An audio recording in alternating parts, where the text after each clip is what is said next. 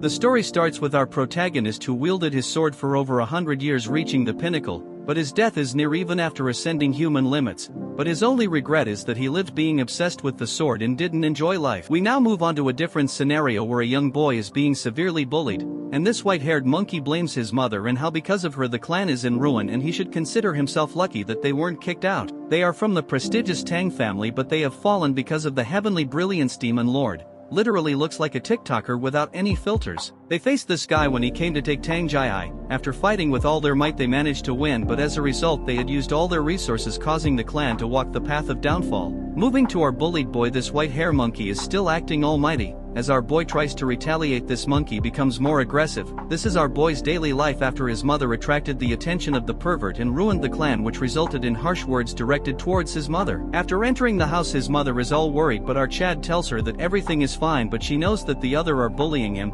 He tells her not to worry and rushes into his room. She asks him if he has eaten. He tells her he doesn't have an appetite. On the bed our Tang Yeon-myeong knows that it's not his mother's fault, but there's not really anyone he can complain to, and raising his voice will only cause retaliation like his father that got assassinated. If they leave the family there is no one who will protect them, and wishes if his father was still around. The next day this group of rubbish start beating Yeon-myeong. Just wait till he own them, I promise it's satisfying. As the intensity of the beating increases, the girl, let's call her Red Dog, takes out a set of needles and wants to test poisons on Yeon-myeong before the clan leader competition. Moving on to Ugly Gorilla, he sits on top of Yeon-myeong and holds him down as this ugly Red Dog starts her experiments and finds it fun that Yeon-myeong is suffering in his skin and reacting.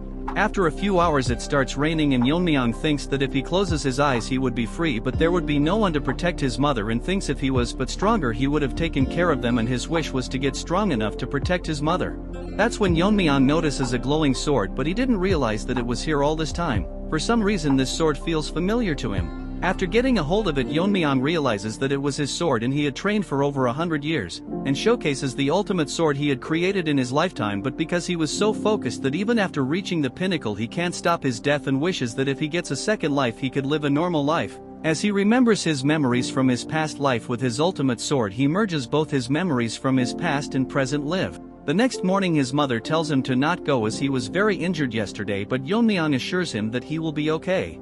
The white-haired monkey thinks Yeon-myeong is avoiding them. The hypocrite Ugly Gorilla tells him that if his mother doesn't want to see him in a sorry state he will come here. The monkey has decided he will beat him thoroughly even if he comes today. Wait a few seconds till our Chad own them.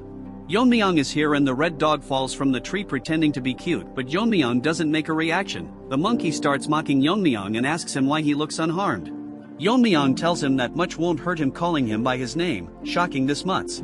They think Yeon-myeong has gone mad and the gorilla is ready to release his frustration. That's when Yeon-myeong starts calling them by their names, which offends this rabid dog, so she thinks of killing him or doubling the poison dosage. As gorilla tries to attack, Yeon-myeong grabs his head and buries his head in the ground, shocking the pathetic retards. As the fat gorilla gets knocked down, they start panicking as Yeon-myeong approaches them and tells them with these pathetic skills they want to compete. White monkey thinks Yeon-myeong is acting differently and charges towards him. Instead he grabs onto his hand and literally breaks it into pieces. According to Yeon-myeong, with these skills the clan leader's position is pretty much decided.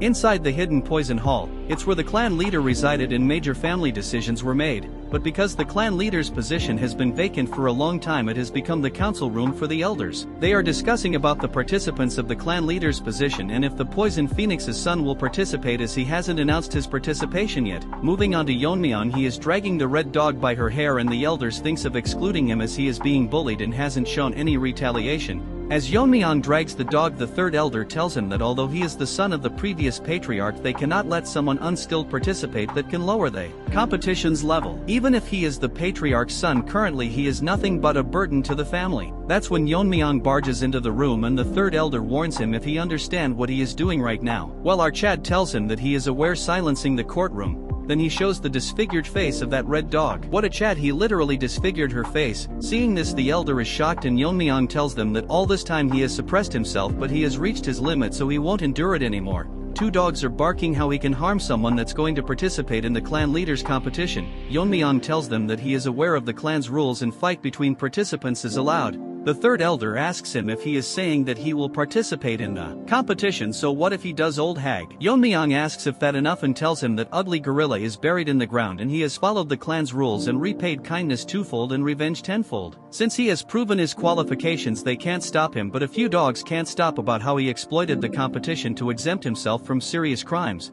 But the third elder allows him to participate since he is so confident. He tells Yeon-myeong that he better win the competition or else he will bear the consequences. In the evening, his mother tells him why he is participating in the clan leaders competition. Yeon-myeong tells her that it's necessary, and seeing his firm face, his mother won't ask him how he learned those technique or how he overpowered those kids, but she wants to know if he is confident about being the clan leader, which he replies in a cute manner, making her cry as she is proud of him. Yeon-myeong wants to continue protecting his mother, and if anyone disrupts his peace he will eliminate them. A month has passed by and Yeon-myeong's uncle tells Jae-hae how it's dangerous and Yeon-myeong shouldn't participate in the competition, but his mother praises him about how incredible he is. Well, his uncle agrees to that part, but his attitude had changed a lot. It's all thanks to him and his family that has been protecting Yeon-myeong. Bro, come on, he was almost bullied to death. Since the situation escalated, he had to intervene, and Yeon-myeong is currently doing closed-door training. All this time he has been enjoying his mother's meals and trying to fix his twisted chi veins, since he had already reached the peak once he can learn techniques anytime he wants. At the age of 12 his meridians aren't fully blocked, so he can easily regain his powers, so all he has to do is to eat well and grow properly.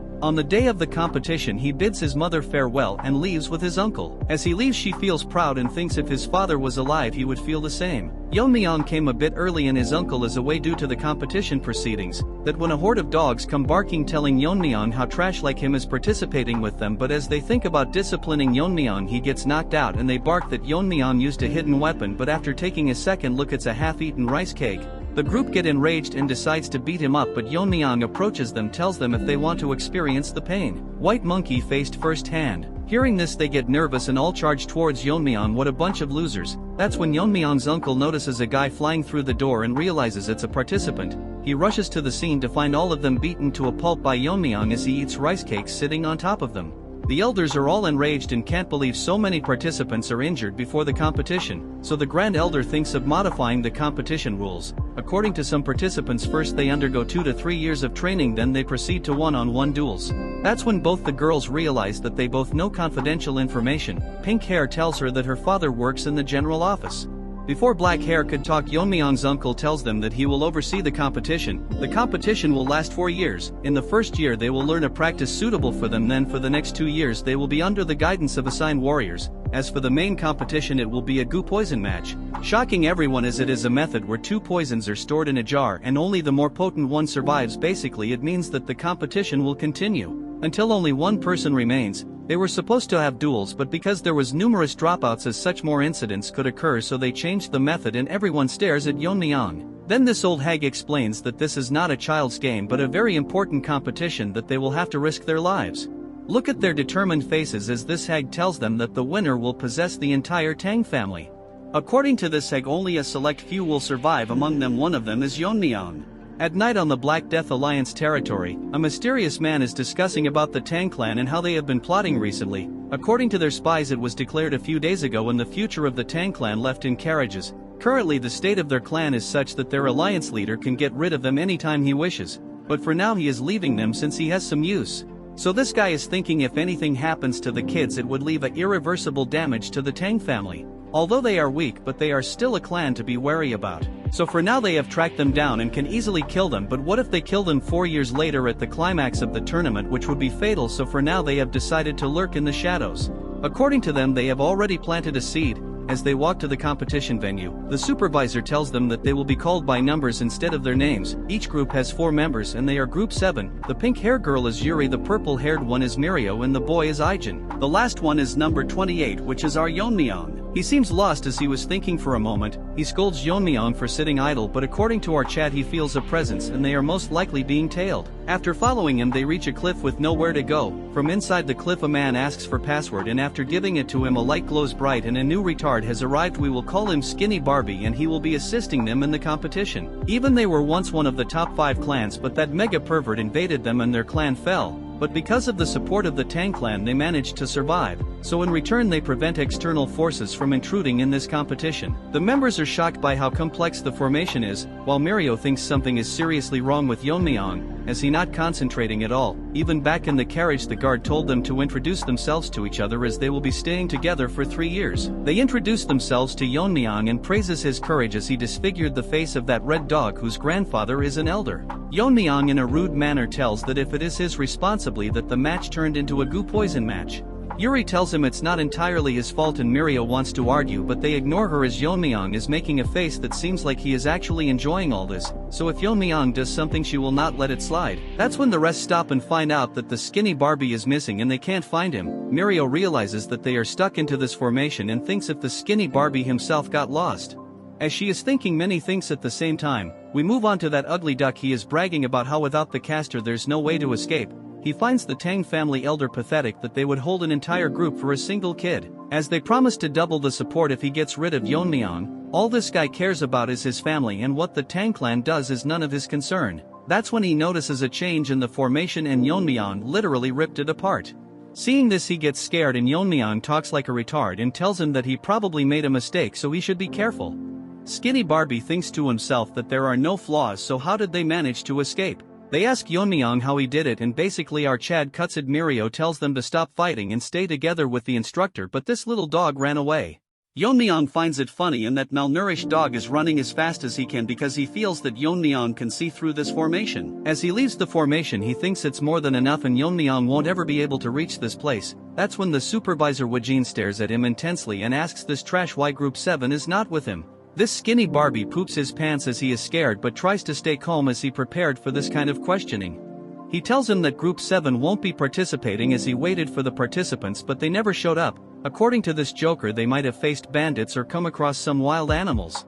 That's when the formation cracks and Wojin thinks it might be an intruder but it's actually Yeon-myeong. The trash can't believe that the Jeagle clan's supreme formation broke so easily and Yeon-myeong is happy to see him. Before they arrived Mirio can't believe that Yeon-myeong has such an astonishing skill. And if is it even possible to break the formation with a short sword? Yeon-myeong tells them that he didn't break the formation and it will close soon so they should hurry up and leave. Wojin asks them if they are the participants and they confirm it and figures out that this man is the supervisor and according to him Skinny Barbie told him that they were attacked. Yeon-myeong tells him that he might be mistaken and it's because of his help that they could find them easily. The others can't figure out why he is lying. According to Yeon-myeong he is under the Tang clan's commands so he will keep it just as a suspicion. But after the competition if he finds that they are involved he will eradicate the Jeagle clan from the root. Retarded Barbie makes an excuse and runs away. Wojin apologizes to them for the trouble they faced and officially introduces himself to them as a member of the Bangui Brigade. According to Mirio the Bangui Brigade disappeared a long time ago.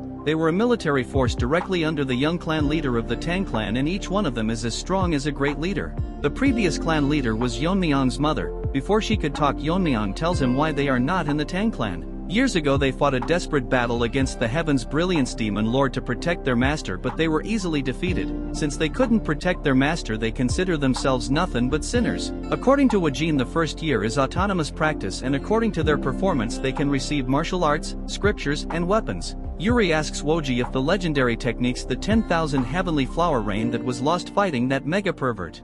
That technique is only granted to the one who becomes the young clan leader of the clan. Although it's an incomplete martial art its essence has been passed down by the elders. Hearing about the technique Yeon-myeong thinks that it's similar to sword control and he can probably mimic it to some extent. The winner will receive the essence from the elders one by one. Since he is done talking they can do whatever they want.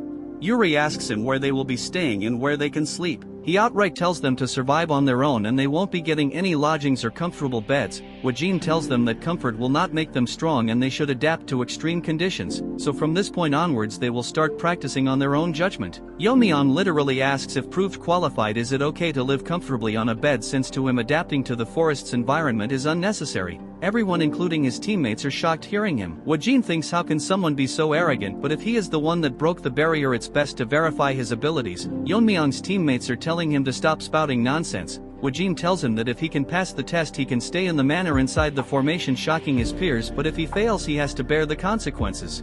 Yeon-myeong tells them to start right away. The test is that the team members will surround him and throw hidden weapons and it ends when he manages to block or dodge them within 5 steps. It will start the second Yeon-myeong blindfolds his eyes. As the members surround him our group thinks if this is even possible. As they throw weapons from all sides towards Yeon-myeong he counts them to be exactly 167 and takes out a dagger and with a single exquisite slash Yeon-myeong manages to block them all shocking everyone present on the scene.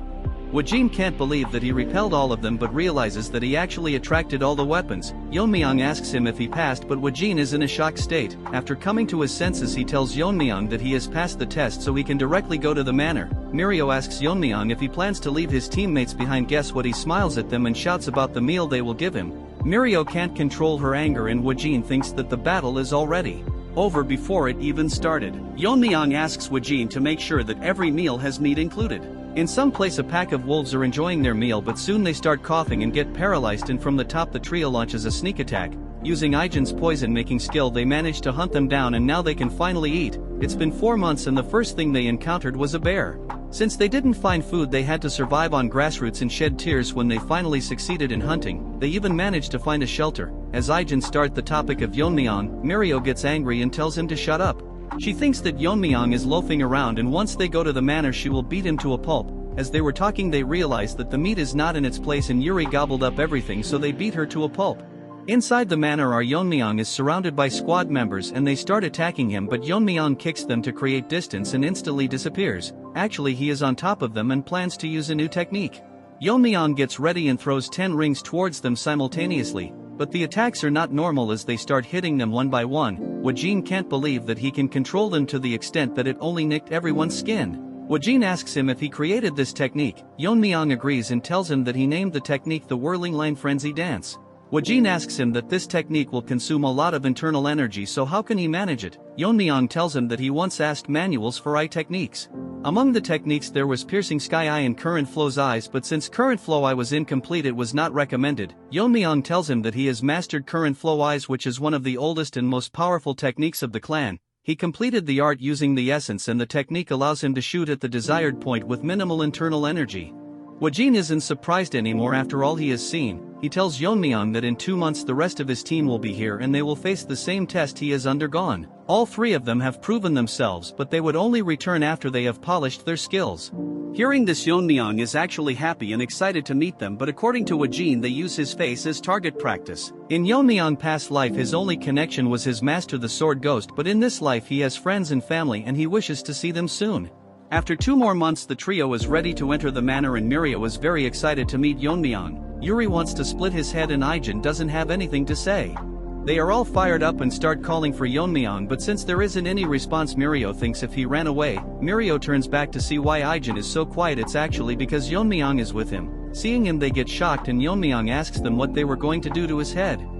Yeon-myeong tells them they weren't serious about smashing head and they should instead show him how much they have improved. They tells Yeon-myeong that they are just joking. Mirio didn't even notice him before turning around even after their sense being sharpened after living in the forest. She can't figure out what he was doing all this time. Moreover, Yeon-myeong has grown taller and becomes exceptionally handsome. Mirio thinks that something is wrong with her head after seeing only animals. Yeon-myeong praises that even from his perspective they have grown incredibly stronger. It's just that they looks less impressive because he is here. Moving on to the Jaegal family, they are holding a meeting and they are here to report on their groups. One of them tells him that Red Dog has grown exceptionally strong compared to others, but it's because she is burning with immense hostility towards someone. One of them says that they cannot exclude number 10 who passed the warrior's test in just a month. Skinny Barbie thinks they are impressive, but compared to Yeon-myeong they all seem quite ordinary. Not only did he break the formation, but when he spied during his training he saw skills that even a master couldn't perform. However, recruiting him is very risky. So he decides to not bring Yeon-myeong's name up, so they have decided to recruit number 2. Since her face was disfigured it wouldn't be hard to win her heart. If she manages to win and become the young clan leader they can engage her with his nephew, which will officially make the Jaegal clan the external family of the Tang clan. This will give them the power to intervene in the Tang family, and slowly but steadily they will take control and merge the Tang clan with their main house. Since number 28 is dangerous if he survives this, Barbie thinks of adopting him and tempt him with the position of young clan leader of the Jaegal family. What a mutt. Living in the manor they have doubled their training, but nothing beats the comfort of having a bed. As for Ijin, he barged into the room swearing to kill Yeon-myeong. Ijin brags about the poison he had made, putting his whole soul into making it. Yeon-myeong picks it up and literally drinks the entire bowl. Ijin tells him to spit it out, but Yeon-myeong makes a huge burp as Ijin falls to the ground. Yeon-myeong seems to have gained a new power after consuming it and asks Ijin that the poison is weak and if he has anything better than this. Since he doesn't believe him, Yeon-myeong mocks his poison making skills and pisses him off, but whatever he makes, Yeon-myeong drinks it as if he is drinking booze. The poisons don't affect him anymore and Ijin thinks that he is immune to all poisons. According to Yeon-myeong, he is immune, but it's just the family's core technique, the poison refining madness. Yeon-myeong thinks it's funny if people that use poison die from it. The poison that entered his body had turned into internal energy, which depends on the type of poison he is consuming, but this stage is only attainable after profound realization. Weak poisons don't affect him anymore, so he needs to find stronger poisons. There are too many things he has to take care of, but he can easily take care of the elders. But if the Black Death Alliance leader or that pervert came, Yeon-myeong can't guarantee the outcome. Although he has no grudge with the Death Alliance, they divided the Sichuan city so they cannot be ignored, and their leader is called a genius that destroyed 3 of the 9 factions. If it was his previous self, he could beat them with a flick of his finger, and thinks that if Ijin could make a poison few times stronger. Our poison boy is depressed that he can't create the Tang clan's 10 poisons. Yeon-myeong asks what it means and Ijin explains that it's the 10 strongest poisons left by the ancestors. From the first poison to the 10th, the poison gets stronger the higher the number. The 10th poison was so strong that even transcendent beings can't survive through it. Hearing this, Yeon-myeong thinks of coveting it. He asks Ijin if he can make it, but all the formulas have been lost, so Yeon-myeong again mocks his poison. Moving on to Mad Dog, she is being suppressed by a guy, but he thinks something is wrong. All of a sudden he starts burning and soon turns into ashes. This is one of the 10 poisons that her grandfather gave her in case. With the help of this, she plans to get rid of Yeon-myeong and get her revenge. Another 6 months have passed and now they have been training for 1 year. So now Ijin will select a temporary team leader, but by the 3rd year they will officially elect a leader. The leaders from each group will participate in the goo poison match. Since it's a life and death situation, it's best that the most outstanding member becomes the team leader. Yuri just got to know that not everyone has to participate in the goo poison match, so they decide to appoint Yeon-myeong not only as a team leader but a winning contender. Ijin appoints Yeon-myeong as the new temporary leader of the group. Since no one has any objection, he tells Yeon-myeong to come forward and collect the elixir called the Heavenly Heart Pill. This is a special pill that is made of rare herbs which can significantly increase internal energy depending on the user's level. The members are jealous why they are giving him such a precious item. This is because the clan has high expectations from the team leaders. Before Ijin could finish, Yeon-myeong tells him if there is anything else and if there is anything other than this elixir, since he doesn't need something like this, shocking them. Instead, our Chad wants poison, and the strongest among them something like the Tang family's 10 poisons. Yeon-myeong received a lot of weapons because he couldn't get the poison, so he requested for them instead. Mirio tries to punch him as to why he gave up the pill. Yeon-myeong tells them that he didn't actually give up the pill a few hours earlier when he was receiving the weapons. Yeon-myeong was disappointed that he didn't get the poison and asks Ijin what he is going to do with the pill. He says that he will return it to the Medicine King Hall. Yeon-myeong figures out an interesting idea that if the team members combine together and defeat the temporary leader, they can re-elect a team leader and reward them the Heavenly Heart Pill. Ijin even thinks this is a good idea since investing into the future of the Tang family is good. Hearing all this from Yeon-myeong, they rush outside to bring weapons, but actually Yeon-myeong won't comply, as once he becomes the young clan leader he will ensure that they all get a Heavenly Heart Pill. They tell Yeon-myeong to come out to fight them. A lot of time has passed and it's almost time for the tournament. Ijin has lost a total of 172 times. Moving on to the girls, they have already given up and all their time passes by seeing Yeon-myeong's handsome face. Our Chad tells Ijin to admit defeat as he will be the young clan leader, even before he has met the other teammates. Ijin tells everyone that Yeon-myeong is officially the team leader and tomorrow the goo poison match will begin. He further tells him that in other teams there were disqualifications and even deaths, but compared to them all members of Team 7 are safe. All the members have grown as strong as them, and finally tells Yeon-myeong that all this time the use of poison was forbidden, but in the goo poison match everything is permitted except the 10 poisons, and such that Yeon-myeong should give it his all. The next day Ijin hands him a case full of the deadliest poison, and even a single drop can kill a person, and warns him not to treat it as his lunchbox. Ijin tells Yeon-myeong to promise them that he will make it out alive. Yeon-myeong lets himself get hit by Ijin and assures that he will be the last person to land a hit on him. Moving on to Red Dog, she is ready for the battle. Previously the Jaegal family contacted her and offered to give her an advantageous position. She asks him in return what it is that they want. This rat tells her that their family has weakened a lot, so they would like to join forces with the Tang clan so they don't lose all their sovereignty. She tells him what he will do if she rejects him, so this sly rat tells her that he is here to build trust and asks her what it is that she wants. Her only dream is to kill Yeon-myeong and avenge herself. All the teams have appointed their leader, but we don't want to waste our time. Seeing the beautiful scenery, Yeon-myeong thinks this a perfect day for someone to die. Yeon-myeong finds the goo match venue vast, but the skinny Barbie is peeking on Yeon-myeong. Seeing him up close, he thinks they are wasting potential, but it's best to eliminate him. Yeon-myeong stares right in the sky as if he is seeing right through the formation as he instantly rips open the sky because he felt an unpleasant gaze. According to Wajin, no one is allowed to interfere in the Gu poison match, but the Jaegal family has been sticking their nose from the beginning, but Yeon-myeong will leave them be as he can question them after the match. Skinny Barbie is extremely tired out as Yeon-myeong not only saw him, but if he didn't withdraw fast enough he would have been blinded. The bigger problem is that his swordsmanship can rip apart the space, which is unheard of. Finally, after 4 years, Barbie has figured out that Yeon-myeong is not someone that they can handle, so they must stop him by all means necessary or else he will seek revenge on them.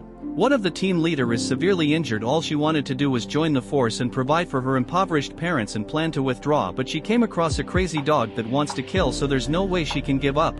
That's when the dog used his nose to track her down. Although she is fast, her internal energy is not that great. She tells him that they are all from the Tang family, so he doesn't need to go so far. This ugly dog tells her that he doesn't consider himself one of them and outright beheads her. Yeon-myeong runs towards his surroundings and finds an cave to ascend to the transcendent level as his body has grown. The two condition for reaching transcendent realm is to attain enlightenment, which he already did in his past life, so Yeon-myeong breaks all the barriers he placed on his meridians. As poison spreads around his body, his internal energy skyrockets as his bones break and he undergoes metamorphosis. Although it's painful, Yeon-myeong manages to break through. To test his new powers, he uses his fingers to cut down a mountain and his usage of internal energy has decreased significantly. Moving on to that crazy dog, he is bullying that fat gorilla. This guy bullied Yeon-myeong, but karma got to him. This guy is an orphan that was raised by the grand elder as his own grandson. This guy is monstrously strong that he couldn't even touch him.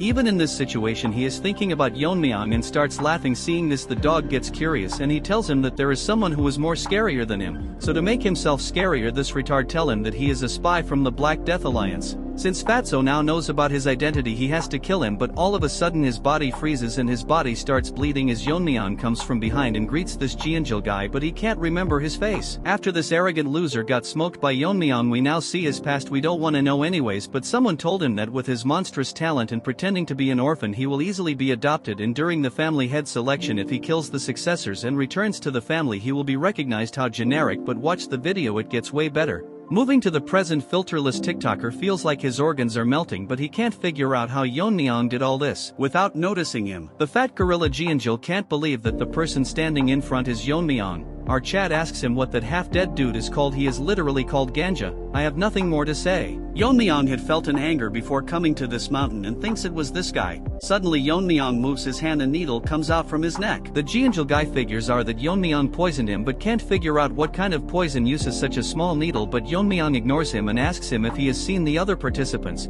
The fat brain tells Yeon-myeong that they should first detoxify this Ganja dude, and he thinks that if Yeon-myeong shows vulnerability while detoxifying, he can kill him. Obviously that's in his dreams. Jeonjil tells Yeon-myeong that he has changed a lot but gets nervous as he feels that Yeon-myeong only has resentment towards him. Yeon-myeong tells him that if he had that he would be lying on the ground. All of a sudden this dumb bulldozer apologizes to Yeon-myeong for what happened earlier, but Yeon-myeong doesn't care about the past. This guy didn't think that this would solve things from the past. Yeon-myeong probably left him alive as he is too dumb. While they were talking, the Ganja dude all high tries to sneak an attack on Yeon-myeong and tells himself that since he is going to die he will take Yeon-myeong with him. Dude thinks he is the protagonist and slashes at Yeon-myeong. All that leads to him cutting through an afterimage. Yeon-myeong gets behind him and tells him that he doesn't play with people who are about to die. Like a Chad, he grabs his shoulder and tells him to not retaliate or he won't have a body to bury. As he gets poisoned to death, Jeonjil is shocked that as always Yeon-myeong overpowers his enemy even if he is one of the top contenders, but what's more confusing to him is that final technique was from the black and white sword school, but Yeon-myeong neutralized it easily. Yeon-myeong tells him that it's just him that's left, so how should they determine the victor? Jeonjil is smart enough to surrender and Yeon-myeong allows it, but he can't find a way to get out, so Yeon-myeong rips apart the formation. This is outright savage as he tells him to get out from here. Afterwards he instantly vanishes from the place. In some other place we see hundreds of men practicing swordsmanship and see a worm die in his hand which was transplanted into that Ganja dude, so basically he is dead. Although he was an illegitimate child he had with a servant, his talents were out of this world compared to his siblings, so if his wife found about it she would lose the position of heir, so he intended to kill him multiple times. That's why he left him in the Tang clan with a different identity, but as a father he couldn't do anything, so he will avenge his child and tells all his disciples to assemble and tells them that they are going to destroy the Tang clan soon, and from today onwards no one with the Tang clan name will return alive from Mount Gongsan. This is where the competition is happening. At night Yeon-myeong thinks to himself that after running day and light he didn't encounter a single human, so no matter how vast this world may be it's too hard to believe. As he gobbles up the meat, Yeon-myeong didn't expect that they would deliberately fake it so they couldn't approach, and if that's the case the remaining survivors are from the Jaegal family, and figures out the entire plan they were scheming is such he has to pay the price for his crime. Yeon-myeong stares at the sky to find it stunning and sleeps as he wonders about his mother. That's when that red dog found Yeon-myeong. What a timing, but this retard can't recognize Yeon-myeong, and she was supposed to meet the last survivor or Yeon-myeong. She can't figure out his identity, however is regrettable that she has to kill someone so handsome. As he spreads the poison distribution gas and uses the 10 poisons of Tang clan, Yeon-myeong suddenly grabs onto her neck and asks her if she is cooperating with the Jaegal family. Our Chad tells her that while everyone was competing she found a safe place and tried to sneak onto the last person alive. As the dog gets hungry for a bone she figures out that our Chad knew that she was coming. Yeon-myeong tells her that if she wants to breathe she better answer him, gender equality at its peak.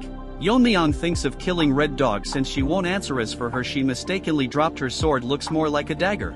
Our Chad figures out that she is Red Dog, but she can't figure out how he knows her name. Yeon-myeong is so merciless that he tells her that her personality didn't change one, so he should probably destroy her entire face. Moving on to Skinny Barbie, he is scared that the mission failed and Yeon-myeong managed to defeat opponents with higher levels. This guy played too many games, he literally destroyed your formations. Number 10 managed to defeat all his opponents but got owned by Yeon-myeong, but this Barbie is in doubt if Red Dog can defeat our boy, and if Yeon-myeong wins it's over for them. That's when he notices a source of light in the formation. It's that crazy dog's father, let's call him Minion. According to his friends they had bought in a total of 300 people, although it's excessive, but this guy isn't so dumb as he thinks the survivors will be more cautious so they should be careful. His friend asks him how's the spy he planted doing, but he failed so he is very concerned about it. Our Skinny Barbie sneaked into their conversation, and according to him this guy is crazy strong. He figures out that if they didn't have a spy how would they know the location, so he should contact the family and security forces. All of a sudden an idea pops up that he can kill Yeon-myeong with their help. Moving on to our boy, Red Dog thinks that she will die so she can only survive if she uses the Red Dragon's poison. As she takes it out Yeon-myeong notices that the dagger is coated in some substance. As he gets distracted she tries to throw it onto Yeon-myeong, but our Chad grabs it and tells her to answer him what this is. After making a face like that he figures out that the dagger was coated in it, so he put Red Dog onto the ground and gets ready to feed it to her. Nano Machines, you have a new competitor. Yeon-myeong wants her to experience the poison. As he gets ready to force it into her mouth she tells him that it's a specially formulated drug and he thinks that this poison is special. Dude wants to drink it as if it's wine. If he consumes it everything will be easy for Yeon-myeong. She tells Yeon-myeong to spare her, but he gets all serious and asks her if she colluded with the Jaegal family, and if she hesitates to answer he will feed the poison to her. She tells him everything they planned including the marriage proposal. Hearing this Yeon-myeong figures out that they are trying to strengthen their family through this offer. As he thinks of what to do with the Jaegal family he drinks the poison. Shocking Red Dog, these faces are so funny. She can't believe he is consuming one of the 10 poisons of Tang family and starts laughing as Yeon-myeong's face starts burning and she literally goes crazy laughing like you guys who do the same hearing my lame jokes. She brags about how she is the only person who can neutralize this and whatnot. She can't understand why the grip strength hasn't decreased, but Yeon-myeong gets normal and finds it very spicy. What was this, a bottle of Naga sauce? She thinks that it's absolutely impossible for someone to survive after consuming it as it contains the blood of a legendary being and a single drop of his blood could kill thousands. Before she finishes her speech Yeon-myeong buries her head into the ground and kill her. Rest in peace Red Dog, you will be remembered. After consuming the poison Yeon-myeong feels that he has learned the martial art of the sun, and as he was about to leave he notices a sun when it's midnight now. Suddenly many changes occur and Yeon-myeong finds himself in some other place. It's probably the work of Skinny Barbie. Yeon-myeong uses his senses to find many presences, and according to him there are a bit over 300 people. Since the prey has walked in, Yeon-myeong thinks of freeing his hand, dips his needles into the poison Ijin made. Skinny Barbie informs Wajin that there are intruders as there was a spy among them who revealed their location. He then tells him that how there were over 300 troops led by the Dark Moon leader Mak Inhu, but we will still call him Minion. Wajin can't figure out why they are in Sichuan and how can they find this palace which is hidden by the 7 Lock Phantom formation. Our musclehead tells him that they should hurry up, but this skinny retard tells him that how they entered the inner world of where the poison match is happening, so they made it impossible to intervene, so they have no choice but to rely on the kids. Moving on to Yeon-myeong, he has slaughtered hundreds of them with his poison needles. Minion finds his child and gets devastated. His ally tells him that it looks like Crazy Dog was killed with a poison needle without any struggle, so he died one-sidedly. This hypocrite talks about honor when he wanted to kill a clan's foundation, so he loses his mind and tells his disciples to search for anyone from the Tang family. As all the groups gets dispatched, he swears to not leave anyone alive. Bro, this old loser is fighting some kids and acts high and mighty. The disciples talk to themselves about how the leader is acting weirdly, and the Tang family is not to be underestimated as they killed Ganja in a single strike. Unfortunately, as they were talking, one of them gets poisoned to death with the same poison needle. They get ready to battle, but soon notice that hundreds of poison needles are raining down from the sky as they all get poisoned to death. The poison Aegean made lethal enough for foot soldiers as he uses his inner energy to call back all the needles. Man, this was sick, not gonna lie. A scout tell Minion that all the groups dispatched got annihilated and all of them were poisoned without any struggle and killed the same way.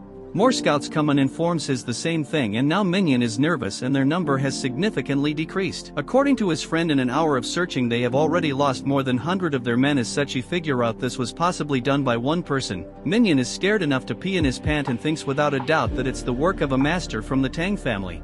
Minion gathers up courage and leaves the command to his friend as he plans to face the enemy himself. His friend thinks in an hour or two the sun will set, and if they can't find the intruder before that, they can get annihilated, as they are the only ones suffering, so he tells everyone that they will leave in an hour. But bad luck, Yeon-myeong is sitting in a tree waiting for them. But this monkey can't believe that he didn't feel a presence until he talked. He tells everyone to dodge but looks behind to see everyone dead as Yeon-myeong asks him if he is the leader. Even on high alert, he didn't sense Yeon-myeong coming down from the tree, but he is too young to be a master.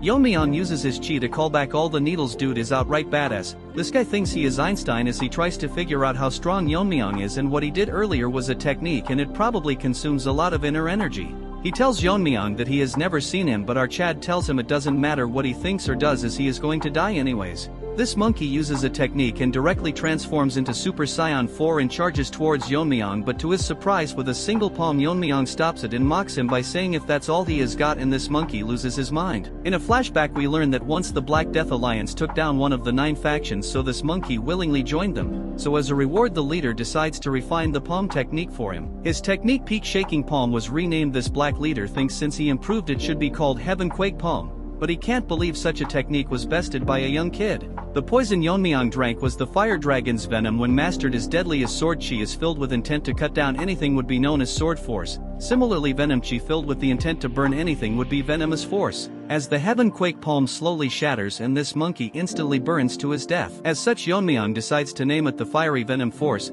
Then our Chad moves on to the remaining survivors and asks them who wants to die first, since he has no intention of leaving any of them alive. That's when the minion enters the scene, acting all strong as he gives his bold speech. He tells everyone to get into a formation and surround Yeon-myeong, but look at his face, guys. Surrounded by the enemy, the old man promises to avenge the dead. This reminds Yeon-myeong of the training he did with the Bangui Bridage. Last time he did the whirling chaos dance, so this time he will do something different as he disappears and their heads start flying left and right, but little minion can't figure out his movements as the enraged disciples charge towards him. Yeon-myeong destroys their sword mid-air and uses the broken sword particles infused with his chi. He recreates the 10,000 heavenly flower rain. Isn't this cool? As Yeon-myeong walks, dozens are getting shredded into pieces, and although it's not strong as the original, so Yeon-myeong names it Iron Shard Volley. Since everyone is dead and Minion thinks Yeon-myeong is tired after killing this many disciples and gets ready to attack him and decides to use all the techniques the alliance leader bestowed upon him. As he uses all of his ultimate attacks, Yeon-myeong yawns and blocks all of his techniques. As such, Yeon-myeong has decided to be merciful and show him the silent sword technique.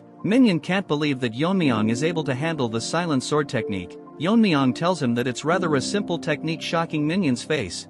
Yeon-myeong make that meme face and Minion thinks that it took him years to master this technique, but it's easy for him. Yeon-myeong tells him that he killed someone earlier who used the same technique, but he knows that they are all under the Black Death Alliance and knows that Lizard in the form of a human can improve any martial arts. That's why independent martial artists leave their former life to devote themselves to the Black Death Alliance. But Yeon-myeong is disappointed by the fact that this is a trivial technique that someone can easily imitate it. Minion got shocked too many times in a single chapter. Yeon-myeong is cruel enough to mock the leader and tells Minion that the lizard didn't have enough faith in him. Since he is so arrogant, Yeon-myeong will show him the actual power of this technique. As Yeon-myeong releases his chi, the dagger increases length. For those who have reached a transcendental level, they can manipulate it. As such, he uses Blade River, ripping apart this inner world in two. Damn, this looks cool. This minion can't believe that a human can use such a technique. Since Yeon-myeong is able to handle so much energy with ease, he must have reached the final stage, in other words the transcendent stage, but Yeon-myeong read his mind as the minion turns into a rat and runs away. Archad tells him that there is no point in running when he suddenly makes that meme face and thinks of using the Tang clan's technique. As the newly born rat runs, he thinks how it's possible for a kid to reach the final stage, that too from the fallen Tang clan. Yeon-myeong's ninja-like spinning blades start attacking him as the rat tries to stop them with his sword. More of them surround him, but this evolved rat managed to hold his ground, but slowly but steadily he gets injured and survives at the cost of an arm. This rat has so much trash in his head that he thinks he can survive, as Yeon-myeong must have wasted a lot of energy using this skill. Yeon-myeong enters the scene and using his chi on the rings, and they start spinning on the ground, shocking this retard, as the spinning blades surround him and the rat gets chopped into pieces. Yeon-myeong enjoyed this place a lot as he used multiple techniques and there's no one alive, so Yeon-myeong decides to leave this place. Archad forms energy around his dagger and thinks that he will fix the elder in the Jaegal clan and make each one of them pay. As Yeon-myeong rips open the formation, this never gets old. Moving to this skinny Barbie, it continues to lie to everyone about how they can't intervene to make the competition fair. What a liar. Everyone present can't believe his words, but in reality this ugly trash can enter the formation anytime he wants, but since he sealed it, no one can make it out of the competition alive. And according to his informants, the Dark and White clan leader is here with 300 of his disciples, which will be impossible for Yeon-myeong to handle. As this donkey covered in makeup talks nonsense again, he sees everyone making an happy reaction. Looking back, he sees Yeon-myeong staring right at him.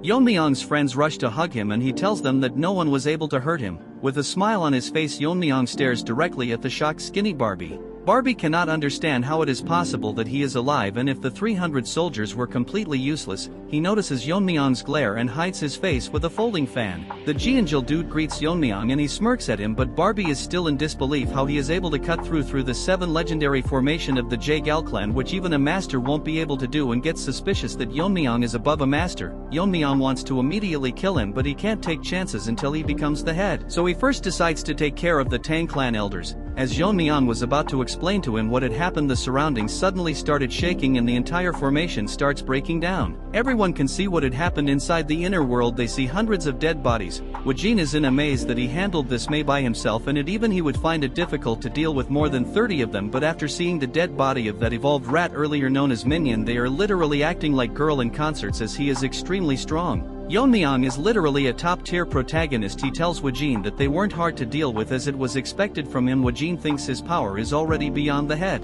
All the remaining contestants can't believe that he did all this by himself and is probably beyond the final stage and whatnot. Hearing this, Yuri and the rest are proud for some reason. Now we unfortunately have to give some screen time to White Monkey as he feels extremely angry knowing that he got crippled while Yeon-myeong got stronger and he was someone he could beat anytime he wanted. Wajin makes an announcement that the competition is concluded and names Yeon-myeong the winner, and if anyone has objections they can come forward, but sad that this cripple can't do much with a broken hand. As Yeon-myeong is now named the winner, they all assemble in front of him and Wajin thinks finally they have hope of reviving the Tang clan through Yeon-myeong. All 82 members aside from Wajin greets Archad as their new head. Mirio and Yuri thinks if they have to speak formally with Yeon-myeong, Wajin thinks to himself that if Yeon-myeong is trained right he can be the next big thing, which obviously our overpowered Chad can read, and tells them that it won't take that much time and soon become a reality. Hearing this they all get reassured and is ready to follow Yeon-myeong, and his first orders are for all of them to go to the main house. As for the money, he is pissed that Yeon-myeong got everything and he will get his revenge even if he has to sell his soul.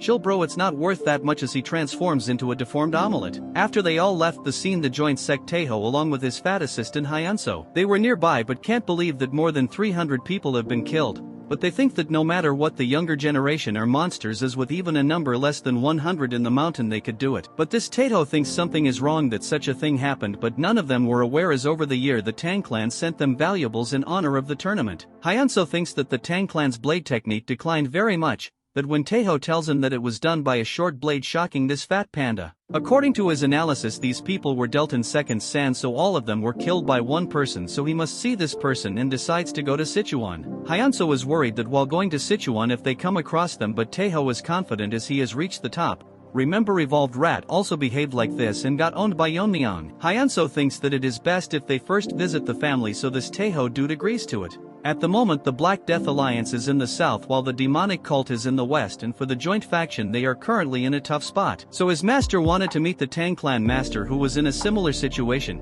As he leaves spilling rubbish. If I narrated more of this boring trash you guys would leave. Moving on to the main house, the ugly ginger was scribbling trash on paper when one of them informs him that the competition is over and all the participants are back. He thinks the competition ended faster than expected, but with Red Dog having the poison it wouldn't be too hard to win the competition, but the informants burst his bubble and tells him that among them he didn't see Red Dog. Moving on to the main gate, the guard are discussing about who will win the competition as they notice our Chad leading people and everyone is gathered to know who the winner is, but before that all the women present are going crazy seeing our Rizgod. They thought most of them would be dead, but a lot of them managed to survive. Seeing Jianjil happy if you think that he is new head. But sadly many of them didn't survive the competition. Seeing them, Yeon-myeong thinks that his mother would also be worried about him, but he is more worried about what he should do if she doesn't recognize him. Yuri takes this opportunity to show Yeon-myeong her father, who is relieved to see his daughter being alive. Yeon-myeong asks her if she is asking him to take care of, well, she doesn't deny, but he is very skilled, but he didn't get promoted because he didn't suck up to anyone.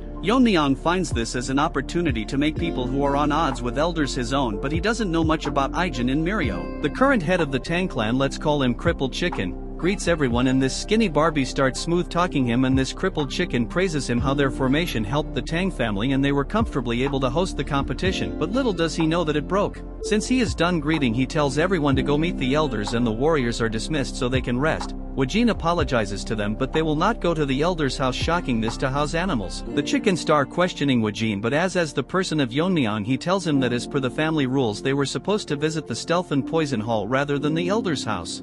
This crippled chicken gets pissed and tells Wajin to disperse or else her will punish them for protesting, shocking everyone, and according to Wajin they are clearly showing that not to talk back to the elders. Yeon-myeong intervenes and asks him if there is anyone who has more power than the family head, and after asking for his identity Yeon-myeong tells him that he is the winner of the competition. This chicken goes back to its den and informs its masters that the winner is called Yeon-myeong. This ginger-faced can't accept that Yeon-myeong won the competition and thinks about how his grandchild can lose even after having the red dragon's poison. The grand elder is confused how his disciple that he personally recognized and before the competition he was sure that Yeon-myeong was not as strong as him, so he is growing every day as they speak. As these retards talk about what to do they come to a conclusion that they should meet up with Yeon-myeong directly. The third elders asks Chicken why he didn't bring them here. Earlier Yeon-myeong told him that only the head can order the heir, and since that position is vacant it doesn't mean the elders can order in their place. As this crippled chicken tells Yeon-myeong that he hasn't been officially declared the heir yet. Hearing this, Yeon-myeong releases his inner energy, almost making this chicken lay its eggs, and as such everyone will follow him to the poison and stealth department and wants this chicken to inform the elders that their reign is over. As the crippled chicken shakes in fear he repeats the words Yeon-myeong told him. The elder gets so pissed he destroys a table and tells everyone that Yeon-myeong hasn't been selected as the official heir so they can question his attitude and strip him of his qualifications, so they will go to the poison and stealth hall and all elders assembles their private force. Since our Chad challenged the authorities of the elder and misbehaved, they will show him who the master of the Tang family is.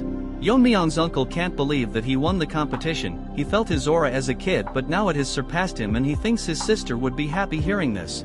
That's when an old monkey is shocked that Yeon-myeong won the competition. He is that white monkey's father, and 3 years ago he threatened Yeon-myeong that he would make him and his mother pay for what he did to his son's hand. Yeon-myeong loses his mind and tells him that he is here and is waiting for this old trash to demand compensation from him. Before he speaks, Yeon-myeong tells him to think carefully before speaking or he might cripple his son's other hand. Wajin is in awe after learning that Yeon-myeong is the son of the Poison Phoenix. Yeon-myeong tells him that what he wants to know our Chad will tell him once the time is right, because the Tang clan faced that TikToker, but he used so much filters that he managed to behead the Tang clan leader, making his soldier more courageous as they push forward disregarding their poison techniques. Wajin asked the help of the elder, but they rejected them as their fall would lead to the clan's downfall. If they helped even a bit the damage would be greatly reduced, but after winning the battle they blamed it all onto Yeon-myeong's mother.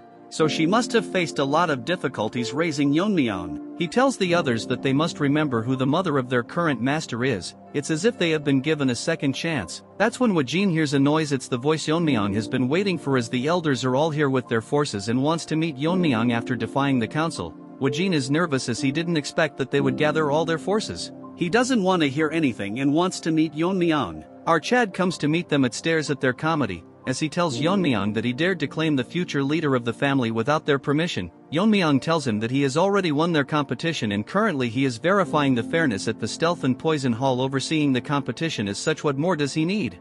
All the elder are protesting because of the way he is talking to them. The arrogant retard warns him that if he wants to lead he has to explain everything that happened at the competition. Yeon-myeong tells them that it's against the rules of the family to talk about the competition, and it seems to Yeon-myeong that the weight of the family rules is lighter than expected. This loser says that he heard from the Jaegel clan that people from the Dark Moon sect and the Sword sect with nearly 300 people attacked them since they interfered. The competition should not be considered fair. Yeon-myeong tells them that Ganja and Red Dog killed all participants and our Chad finished them off. As Yeon-myeong was finishing his sentence, the old ginger loses his mind and asks him to repeat it, so Yeon-myeong tells him to go visit the place himself. This old hag charges towards Yeon-myeong, but in front of this mosquito our Chad stops his attack with a single hand as he mocks him because he is pissed over the death of his grandchild. This old retard can't believe that Yeon-myeong managed to block his attack so easily until he has surpassed the internal strength he has cultivated for decades. The trash tries to attack again, but Yeon-myeong shows him the bottle of the red dragon's poison. The old trash asks him where he got it and Yeon-myeong drops it to the ground and it starts burning the ground, and Yeon-myeong tells everyone that it's the Tang clan's top 10 poison. Wajin wants to confirm it and Yeon-myeong tells them that it's the red dragon's poison and the person who handled the storage was this third elder.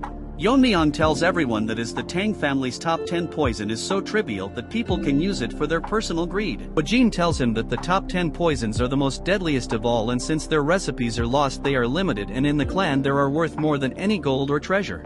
Since he used it for personal use he will be charged according to the family rules. As Yeon-myeong smirks at this ginger that even if he holds the title of elder he isn't immune from the clan's law. Look at his face, looks like a zombie from Walking Dead. As such Yeon-myeong will give him an honorable death as he burns him into ashes in front of everyone present in the family, and none of them have the right to judge the seat of the family head, so Yeon-myeong will decide what is right and what is wrong. The Grand Elder, let's call him Smelly Mongoose, blames his men that they can't subdue a single person. Yeon-myeong tells him that the disciple of Grand Elder has endangered the family. But he doesn't do anything, so Yeon-myeong tells him that he is a spy from the Dark Moon sect. The Smelly Mongoose tries to make excuses and wants Yeon-myeong to provide evidence. Jeonjil, the son of the director, steps forwards and tells everyone that he is the sole witness to this, and Crazed Dog used his sword techniques on him before Yeon-myeong killed him. He further tells them how he used sword technique mixed with his poison and stealth techniques. One of the elders tells him that he saw that guy using his sword technique and all his peers were badly injured, but the wounds were similar to the ones Jeonjil has on his body. Our more matured musclehead even tells them how this dog confessed to him that he is a spy. Yeon-myeong wanted to use him as a spy, but he never expected him to come forward, since he owes Yeon-myeong his life. Hearing his confession, the Grand Elder is now in a tough position and doesn't know what to do and tells the elders to block Yeon-myeong, but they don't respond, and Yeon-myeong tells him that is his status light that he can ignore the clan head's orders since he wasn't proven to be involved directly with Crazy Dog. Yeon-myeong instantly cuts his hand off, as even he cannot escape the accusation of harboring a spy. Yeon-myeong decides to spare his life as there wasn't enough evidence of his collusion. Yeon-myeong's swordsmanship was so fast that he couldn't see it, but this mongoose hit a poison, which is very strong, although it's not as strong as the top 10 poison. It's colorless and odorless. Yeon-myeong drinks poison as if it's a protein shake. Nevertheless, as the poison spreads in the air, this smelly trash thinks he has succeeded in his plan. Yeon-myeong notices that this loser spread a poison in the air, so our savage Chad chops his other hand as well. Obviously one dog is barking that Yeon-myeong has gone mad since he said it with his own mouth that he would consider mercy. That when another elder tells him to look at the Grand Elder's severed hand, the object near his hand is a poison bottle. Yeon-myeong finds it disgraceful to the family that the Grand Elder would try to poison the head of the clan, so according to the clan's rules and because of his crime he will be deemed as a traitor and gets executed in front of everyone, and warns everyone that all of them are not above the Tang clan's laws. If any of them were to disobey the head or break the laws, Yeon-myeong would punish them himself. If this continues, the clan will collapse anytime, but Yeon-myeong promises that the members will not be exposed to the threat of the pervert and the lizard sect and cults. Yeon-myeong tells the elders if they acknowledge our Chad as the rightful head of the Tang family. Onto Yeon-myeong's mother yard, the nanny starts crying as our Chad won the family head competition, and because of his overwhelming power even the elders had to acknowledge him. She is proud of her son, but man, they upgraded her art, now she looks way too pretty. Moving on to our Chad, he wanted to meet his mother and inform her first, but there are a mountain of tasks that he has to handle. As per Yeon-myeong's orders that all the issues will be handled by the Stealth and Poison Hall and all key decisions will be need the family head's approval. Although most of the elders are displeased, Elder O is the only one who expresses concerns and tells Yeon-myeong that he can act as a regent until Yeon-myeong grows up. Our Chad thinks it's a good idea, but he will decide later who will take over the regency. After investigations, the poison hall concluded that the third elder indeed misplaced the red dragon's poison. Yeon-myeong has decided that the elder can keep their personal forces, but they will have to bear the cost of maintaining themselves, and if they set a budget for that, it would be nulled as of this moment. Since two factions under the elders had no one to lead them, they are combined into the shadow troop assigned to the stealth and poison hall. Yeon-myeong adjusted their salaries and like a savage tell them that they are outright trash, so they should prove their worth or else they will be dismissed. A few days later, Yeon-myeong summoned the Jaegal clan, and Skinny Barbie can't believe that Yeon-myeong used force to topple over the elders council and all of their plan have failed miserably. He thinks no one might know about what they did in the competition. Dude really thinks Yeon-myeong is a retard. Our handsome Chad in new clothes tells him that he was busy so he forgot about a few things. Barbie can't believe that Yeon-myeong looks so different. Barbie tells that what is the reason they were summoned, and Yeon-myeong tells them the Jaegal family's formation is great, so he should make the main clan's formation for the Tang clan. Barbie tells him that he cannot do it without the head's permission, so Yeon-myeong throws a needle and instantly kills everyone other than him, and Yeon-myeong says that he already knows about their plan of trying to take over the Tang clan, and if he is dumb enough to think that he would ignore all this. According to the clan's rules, he will pay the Jaegal clan 10 times back if he doesn't hear a positive response on the count of 3. Our Chad will personally go to Jaegal clan and annihilate it himself. So this Barbie has no choice but to agree to Yeon-myeong, in return wants him to spare his family members, so Yeon-myeong will trust it to be done. Moving to the story, it's been a few days since Yeon-myeong became the clan leader. Currently he called in his friends, but they seems to be extremely nervous in front of him. Mirio is scared and asks Yeon-myeong why he called them, calling him by the name family head. Hearing this, our Chad laugh and tells them if they are mad enough to maintain formality with him. So they start acting like barbarian. Looking at them, it seemed like Yeon-myeong is a teacher and allowed her students to never study in class. Yuri asks our boy what is the reason he called them here. Yeon-myeong tells her that he has appointed her father as the chief officer, shocking the other two barbarians. He tells her that her father is a very capable person and have caught a golden opportunity that he should seize. Yuri also wants this, but she is worried that if he decides like this there will be retaliation. Our Chad says that silencing a few opposing voices is easy for him, but if her father was to show off his connections and neglects his duties or secretly embezzles fund, he would be dead. Yuri stops him and tells our Chad that her father is not that kind of a person. Since his position is decided, he tells Yuri to assist him in adapting to the chief officer's duty. Yeon-myeong thinks to himself that if Yuri's father were to follow what he did, there would be no need to worry. I downed on my jokes because I am not getting any money because of them. Moving on to Yuri, she is still crying like a little girl. As for Mirio and Ijin, our Chad would like to hear their current situation, that is the reason he called them. If there are people with outstanding capabilities but are suppressed out, ostracized, he plans to take them under him.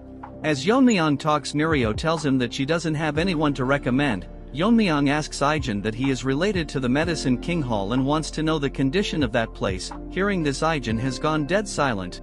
He tells Yeon-myeong that he has been wondering all this time if he should talk about the Medicine King Hall because all this is related to our boy, specifically his father. Hearing this, Yeon-myeong's reaction changes, and this involves the ones who were related to his father's poisoning. Behind all of this was the Medicine King Hall.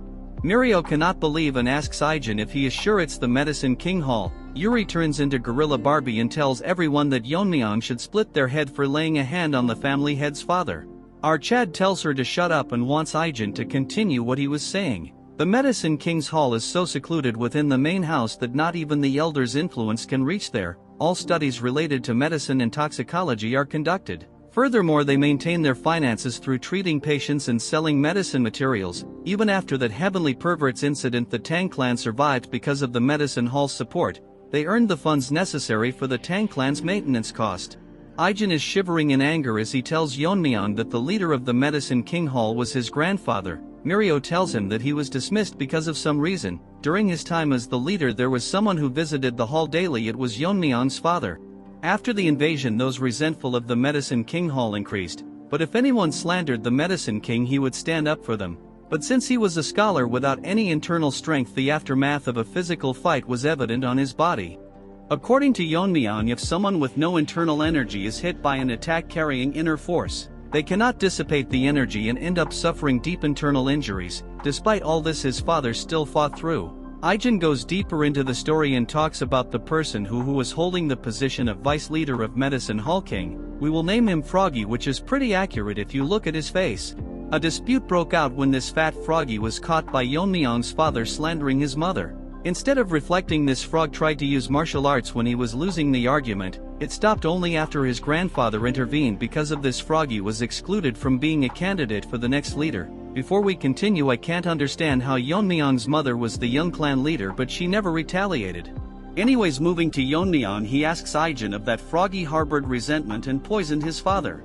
Aijin starts crying and tells him that after poisoning Yeon-myeong's father he killed Aijin's father and poisoned his grandfather. Furthermore, this frog imprisoned him. Hearing all this, Mirio is shocked that all of this happened and none of this wasn't made known. Ever since his grandfather was poisoned he was not in his right mind, so even if he explained the situation no one would step forward. So that's why he entered the competition, and during this 3 years they wouldn't kill someone who knew the truth about this incident. As Aijin cries about going to see his grandfather's condition but he is too afraid to go there, so he apologizes to Yeon-myeong that it will be hard to find talents he seeks in the Medicine King Hall. Yeon-myeong asks Aijin why is the vice leader still keeping his grandfather alive and it would be better to silence him by killing him.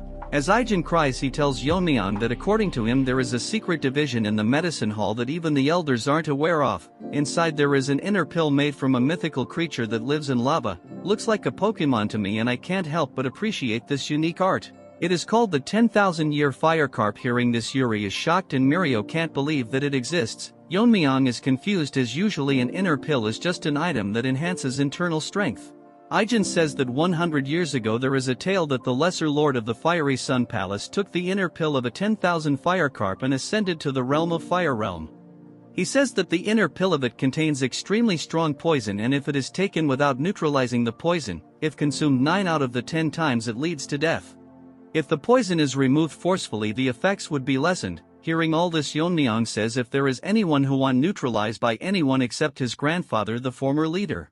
Aijin tells his that Froggy's goal is to consume the inner pill and reach the fire realm. Afterwards he plans to lead his followers out of the Tang clan and become the head of his own sect. Everyone present in the room is shocked hearing that a 2-feet frog is planning all this. Yeon-myeong thinks this guy is stupid to think that consuming inner pill and reaching the fire realm, but this realm is one where he would not receive true enlightenment, which is precisely the fire realm, in other words a realm below the transcendent realm.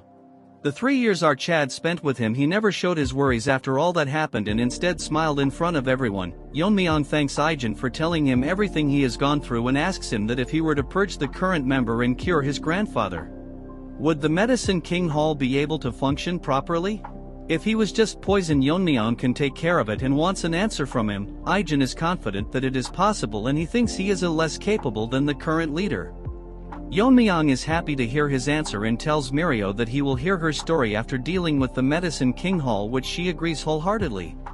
Yeon-myeong tells Aijin to get ready to visit the Medicine King Hall, but he tells our boy that he hasn't visited his mother since coming to the main house. Yeon-myeong says that she would understand that he cannot leave his duties as the family head. She wouldn't want him to stand idly after hearing what his friend has endured, and today is the day our Chad will erase the Medicine Clan Hall from the Tang clan. Moving on to the Medicine King Hall, the fat frog is tensed that the son of Tang Longriang became the family head, which is an annoying development, but he thinks what he did was before he was born so he wouldn't be aware of what he did to his father. But what's troubling is that Aijin hasn't returned to the Medicine King Hall yet and she isn't the type to abandon her grandfather. Wait, what? I thought she was a boy. This deformed trash smiles and thinks that she valued her life over that of her grandfather and is confident that he can kill her anytime. The biggest problem currently is the inner pill, and to fully absorb the inner pill's energy and reach the fire realm, the old man won't open his mouth even if he regains his sanity, which is a hindrance to his plan. This frog thinks of removing the poison himself, but if he messes it up he could lose the entire inner pill. As he thinks of a better solution, an attendant knocks on this frog's door and tells him that the family head is here, shocking him, and he leaks his pants. Outside the hall the Bangui brigade is dragging and beating the people of the medicine hall, serves them right. And the person leading the charge is our mega Chad Yeon-myeong. Looking at his face he is probably going to slaughter everyone. The tadpoles are shouting and tells them if they have forgotten where they are. Aijin tells Yeon-myeong that she searched everywhere but couldn't find her grandfather. She searched every nook and cranny but there isn't a single trace of him. Losing her mind she asks the tadpoles where he is kept, but they just won't answer, so Yeon-myeong orders Wajin and he instantly rips them into pieces. That was what you call badass. Everyone captured is shocked and Yeon-myeong tells them they can keep quiet as he only needs one mouth to talk anyways. After the contest began, Froggy instructed them to imprison the former leader to a place in Nook. Hearing this, Aijin and Wajin are outright shocked. This is a place made to isolate those suspected of being infectious. Due to its cold and damp environment, it was close because it worsened their condition. Yeon-myeong is going to that place with Ijin and orders Wajin to clean up here and wait at the entrance. As they go inside, Wajin starts slaughtering everyone present and these tadpoles beg for mercy. As they go down a narrow cave, Yeon-myeong thinks Nook is a fitting name for this place. After reaching the entrance, she starts crying, wondering if they are too late. Yeon-myeong reassures that he is still alive as he has found him using his otherworldly senses. After finding the prison, Yeon-myeong tells Ijin to step aside and chops down the prison gate. His condition has worsened and they probably used the mountain subduing poison. Yeon-myeong tells her to calm down and they came here to save her grandfather.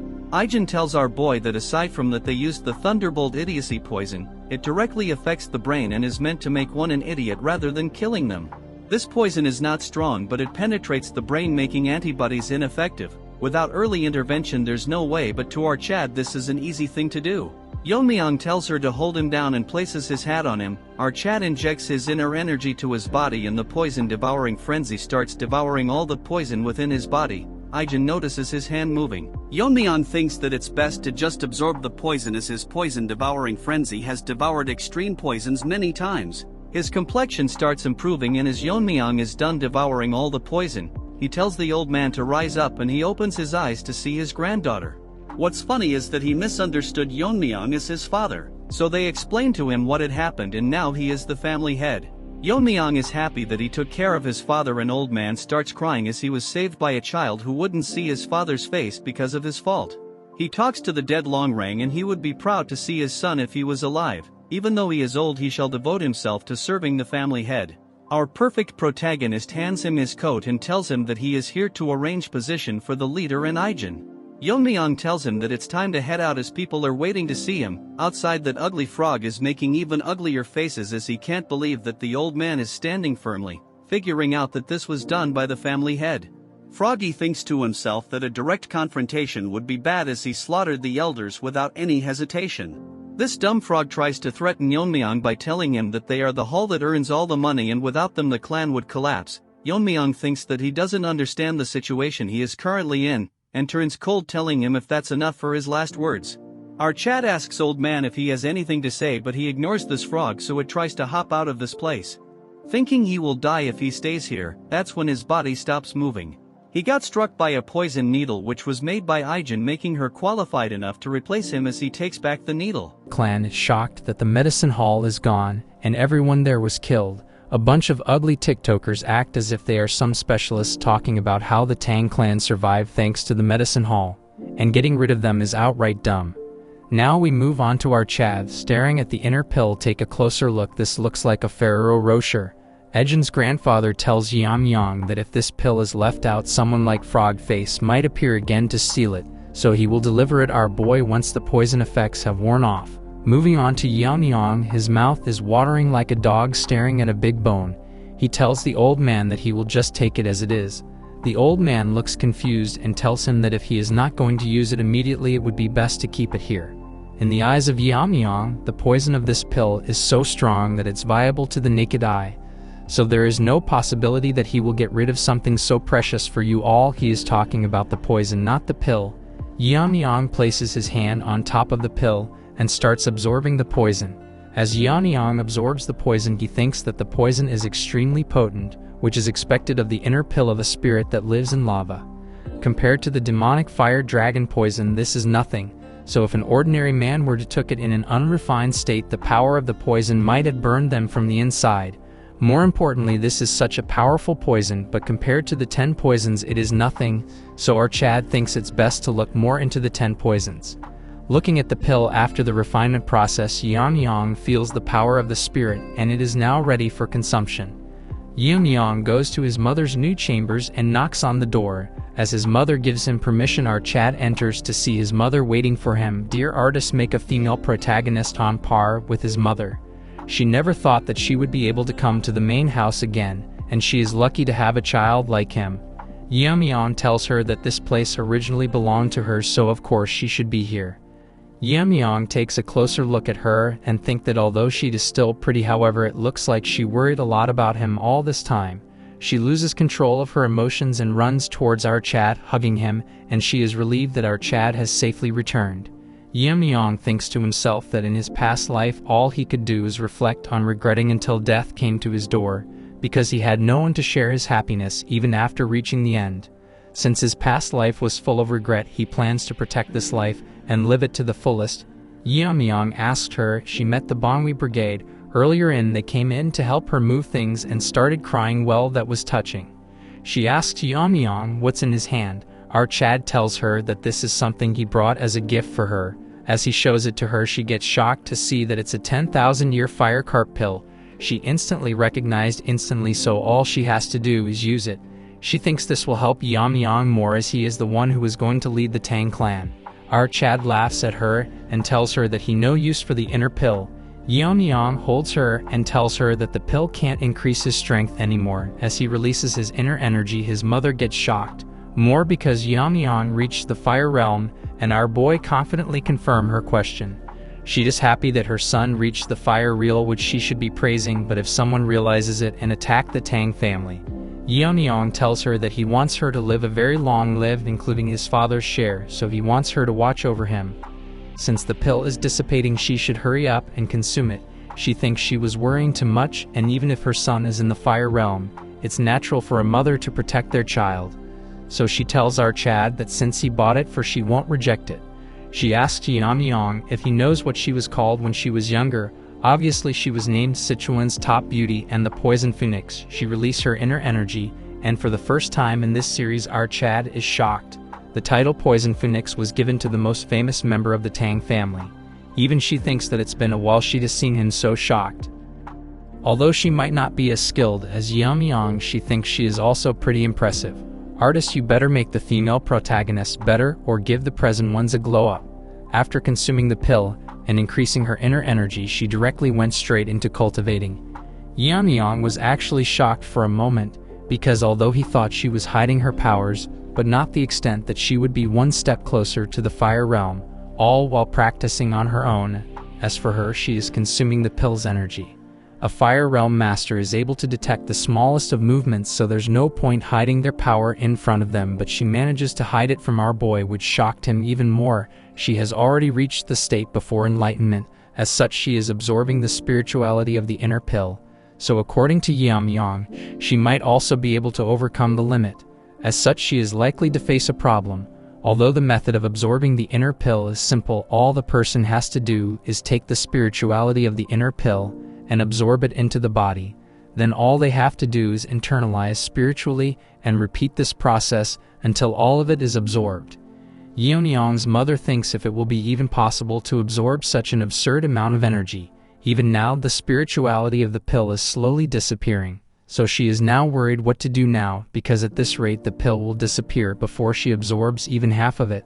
A hand enters her spiritual space at Yeon-myeong's hand as he tells her that enlightenment doesn't come from overthinking, so she must observe her surrounding and analyze and mainly imitate it. That could lead her to gaining enlightenment.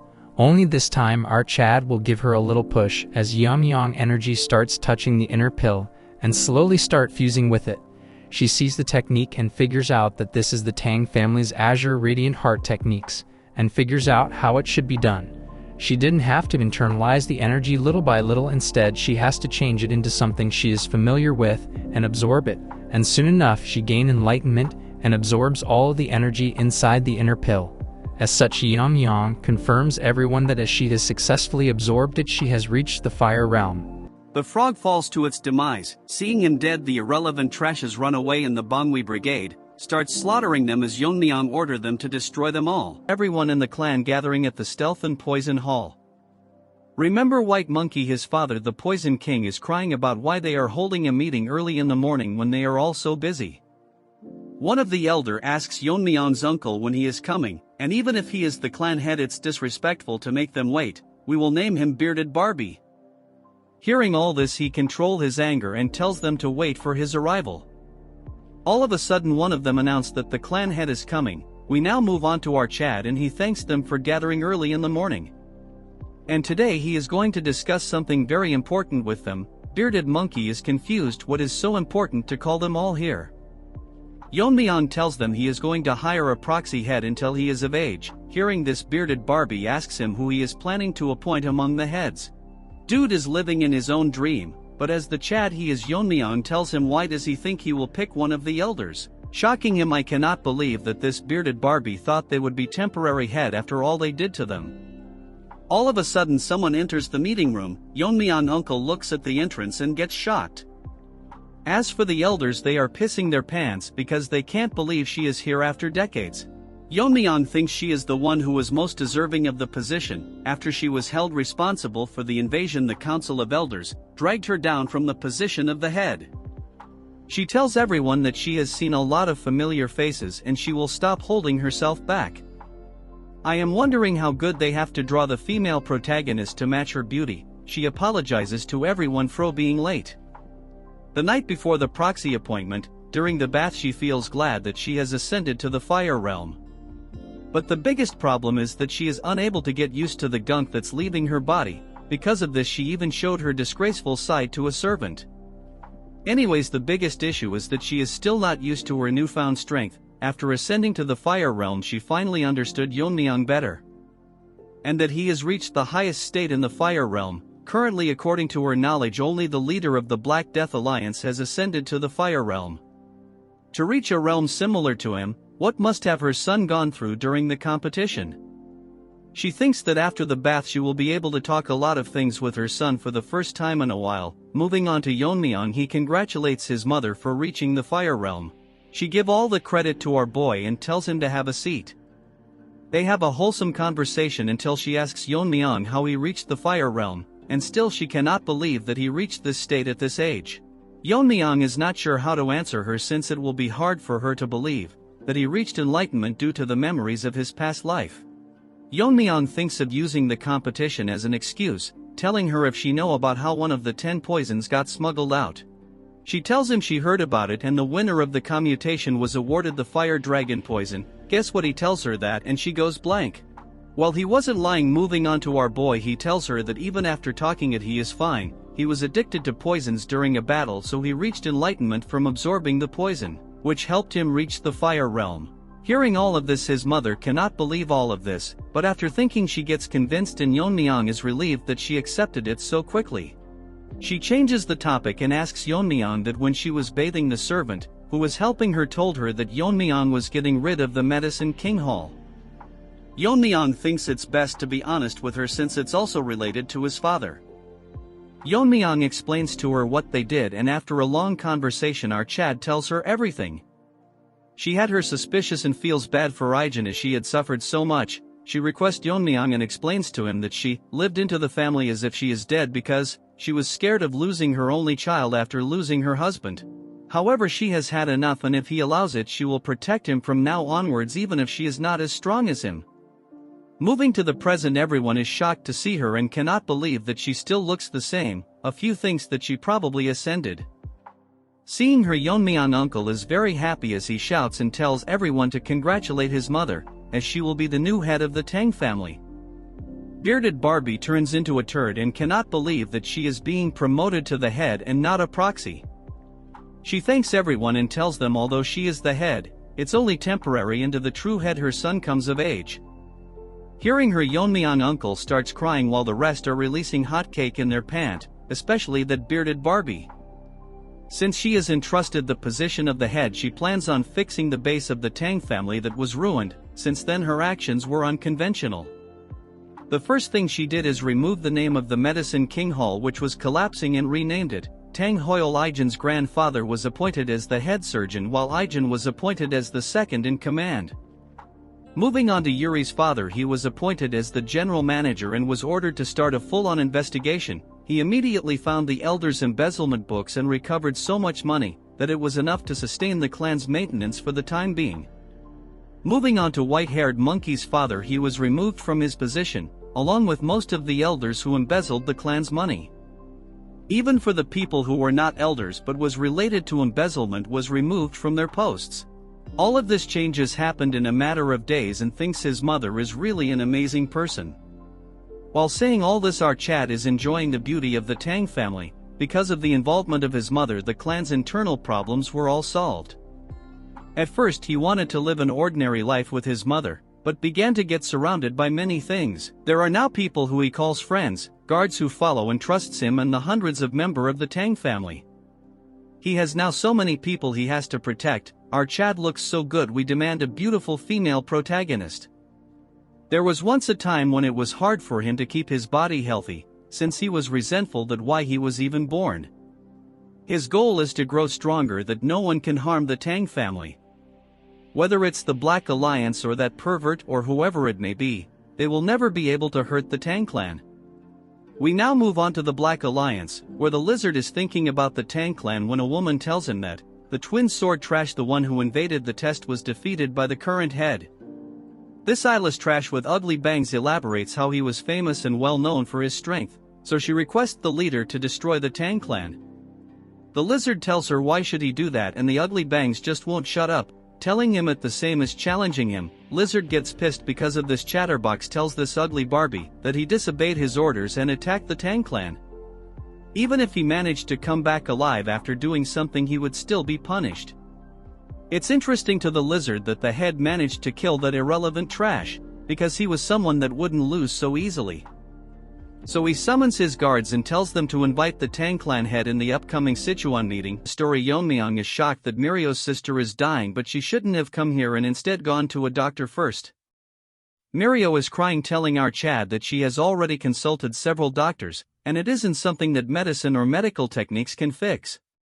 Yeon-myeong is literally dumbfounded, like you guys when you study. Anyways, he asks her then if she is suffering from internal injuries.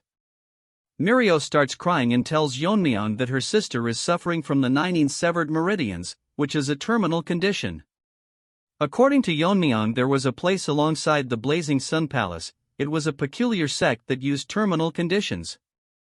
It was called the Northern Sea Ice Palace. As the name suggests, the martial artists of that place practiced ice arts, which were considered both a skill and a blessing for those born with extreme energy. However, those who didn't practice the ice arts suffered from terminal conditions, so Yeon-myeong figures out that they are the descendants from that sect. According to Mirio, they are descendants of their descendants. Long ago their descendants settled in Sichuan, and married into the Tang family, which was the most powerful family at that time. Learning ice arts can free one from terminal conditions, but this is the Sichuan Tang family, which deal with poisons and hidden weapons. So there are no practitioners of ice arts or related information here. The martial art of the Ice Palace has been passed down from distant ancestors, have been long lost. This condition is a hereditary condition that appears once every few decades, which is unfortunate. Yeon-myeong thinks there is a way out of this when Mirio tells him that they have reached her house, which is literally covered in ice. Going inside, Mirio starts crying because her conditions worsened since she left the house. Her sister has completely turned into ice. Moving on to Yeon-myeong, he thinks that the room is cold enough to freeze, which is more severe than he expected. Yeon-myeong tells Mirio to pay attention, and tells her that he cannot guarantee her sister's life. Hearing this, she gets so shocked that she is in disdain. Basically, she has been resisting the cold energy with her innate energy, but now she has reached her limit. She is currently in a state where she's blocking all consciousness and focusing all her energy on her veins. Mirio misunderstood Yeon-myeong and starts breaking down and sobs that there's no way to save her. Her reaction changes when Yeon-myeong tells her that there is a way to artificially release the cold from her body. However, if she cannot withstand the process or if he gets overwhelmed by the cold, Yeon-myeong thinks to himself that he is ready to help, but he cannot risk the life of a friend's family member's life. So he leaves the choice whether to go with it or not to Mirio. She thinks that she came to him after there was no options left, so she cannot give up without trying. And it's even dangerous for out Chad too, so she tells Yeon-myeong to save her sister, and Yeon-myeong is ready for the procedure. Moving to the next scene, Mirio is skeptical why they had to undress her sister. Yeon-myeong explains that the clothes get in the way of extracting energy, so there's no choice. And our Chad is ready to infuse energy directly into her head, removing the cold from the 9 meridian. Yeon-myeong has to do it one by one. He has managed to remove the cold from the glabella, but the cold is getting hard to bear. Next he has to move on to the heart, but to do that our Chad has to touch some weird place. But instead of overthinking it, he proceeds to extract the cold from the heart, but all of a sudden the intensity of the cold has increased so much that it is getting impossible for our Chad to hold it in, but the intensity doesn't decrease at all. Even the surrounding of their house has turned into a cheap version of Everest, Well, now that's an over-exaggeration.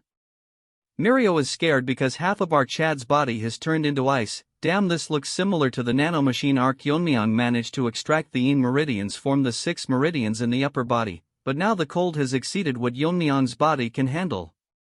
If he does continue, he will freeze himself to death first. Thinking what to do, Yeon-myeong thinks to himself that it would be easier if it were poison. Then he remembers that Ijin's grandfather from the Medicine King Hall mentioned to him that the reason for the poison in spirit pill was because medicine and poison essentially one, and it becomes poisonous when the concentration or quantity exceeds what the human body can handle. Even the yang energy in the body turns into poison once it exceeds the body's limit. Then this excessively strong cold energy that can freeze the bone can be considered a poison. So Yeon-myeong uses the poison purification art and his body starts reacting to it. As a lot of cold energy has been extracted, it's going to start resisting fiercely. As long as the cold energy is recognized as poison, it will be devoured by his body. And as his start overwhelming the cold now acting as a poison, the poison gets devoured. Moving on to our ice beauty, she is opening her eyes because the cold inside her body is dissipating. She wakes up to see Yeon-myeong hand on her stomach and gets embarrassed. All of a sudden she notices that a girl is sobbing. It's Mirio. She sees her. The two sisters had their moment, and our new girl Miso tells Mirio if Yeon-myeong is the person that saved her. She confirms that he is the one who saved her, but can't figure out why he is still touching her stomach. Miso tells Mirio that he is concentrating, so it's better to leave him be until he wakes up. Moving on to Yeon-myeong, he is currently treating the cold energy as a miracle drug. The internal energy is beyond the body capacity to absorb the internal energy, but if he leave it like this, the energy will naturally dissipate. Taking opportunity of this situation, Yeon-myeong thinks it's perfect for absorbing all the cold and open up the closed meridians. While thinking one meridian is already filling with internal energy, wondering to himself how many meridians he will be able to fill once all the cold is absorbed. After absorbing all the cold, Yeon-myeong can't believe that he managed to fill 4 meridians, which is beyond his imagination. With this, our boy has gained 4 times the internal energy he originally had. But it's unfortunate that his immediate achievement has decreased because all of them is currently stored in the meridians, so he has no choice but to supplement it by drinking poison. Dude thinks poison is some energy drink. Yeon-myeong takes another look to see both the girls staring at him. After taking a second look, Yeon-myeong stares at his hand and takes his hand off, getting all flustered, but our waifu assures that he doesn't need to be concerned, since Mirio explained everything to her. As she thanks our Chad, he tells her that it's his duty as the family head to take care of the family. Our father-in-law enters the scene to see one of his daughter half naked and the other assisting her. Misunderstanding the situation, turns into a healthy gorilla and starts shouting at our Chad. The girls come to the rescue, explaining to him how he saved his daughter. The next scene we see is kneeling to the ground because he was rude to his savior. Yeon-myeong explains to him that anyone in his place would have misunderstood the situation. Moving to happy gorilla, he expresses his gratitude for saving his daughters. He then proceeds to tell him that he settled in the Tang clan after falling in love with a woman who was part of the family. Unfortunately, his wife also suffered from the terminal condition and passed away. He spent all his savings searching for a cure to save his daughters, but it was all in vain, so he just can't control his emotions. From now on, if Yeon-myeong needs anything, he will always rush to his side. We all know what he wants is his daughters. Moving on to Yeon-myeong, he asks him why it's so quiet inside the trading company. Our gorilla explains that after the Tang family got weak, the Black Death Alliance took over. Since then they have rarely gone outside. Yeon-myeong tells him that they will discuss about it later. That's when he notices someone calling for him. It's out 2 girls, and would you look at our waifu. Damn, the artist did me justice this time, I can't deny. She thanks our Chad for saving her life, and this is a favor that they will never forget. Seeing her talking, our Chad gets flustered. Mirio thanks our Chad and tells him that they will repay him for sure. As our Chad leaves the scene, Miso asks Yeon-myeong if he will be alright, since he seemed bewildered, so she wonders if something went wrong while he was treating her terminal condition. Mirio isn't so dumb and makes the wicked face, teasing her by telling that if she felt sad because our boy is leaving. Hearing this, she gets flustered and asks Mirio if her behavior was that obvious. Our emo girl is such a bully that she tells her that she was very obvious and it's a natural reaction. Even if it was other beside her, they would have a similar reaction. Mirio tells her to not worry, since according to her she has never seen a person more beautiful than Miso. As for Yeon-myeong, she thinks that although he didn't say anything, his reaction said it all, and he is surely conscious of her. Moving on to Yeon-myeong, he is wondering about a normal family. The next moment he dreams about marrying Miso, having a child and raising him to be a martial artist, seeing them get married and have grandchildren. This is daydreaming beyond one's wildest dreams. It's like you guys dreaming about having a girlfriend in this lifetime.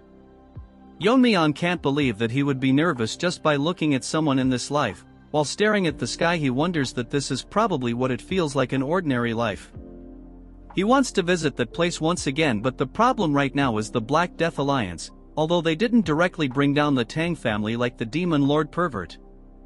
Their subordinates intruded the contest, which is certainly a bothersome presence. Moreover, as long as they remain in Sichuan province, they will inevitably clash one day.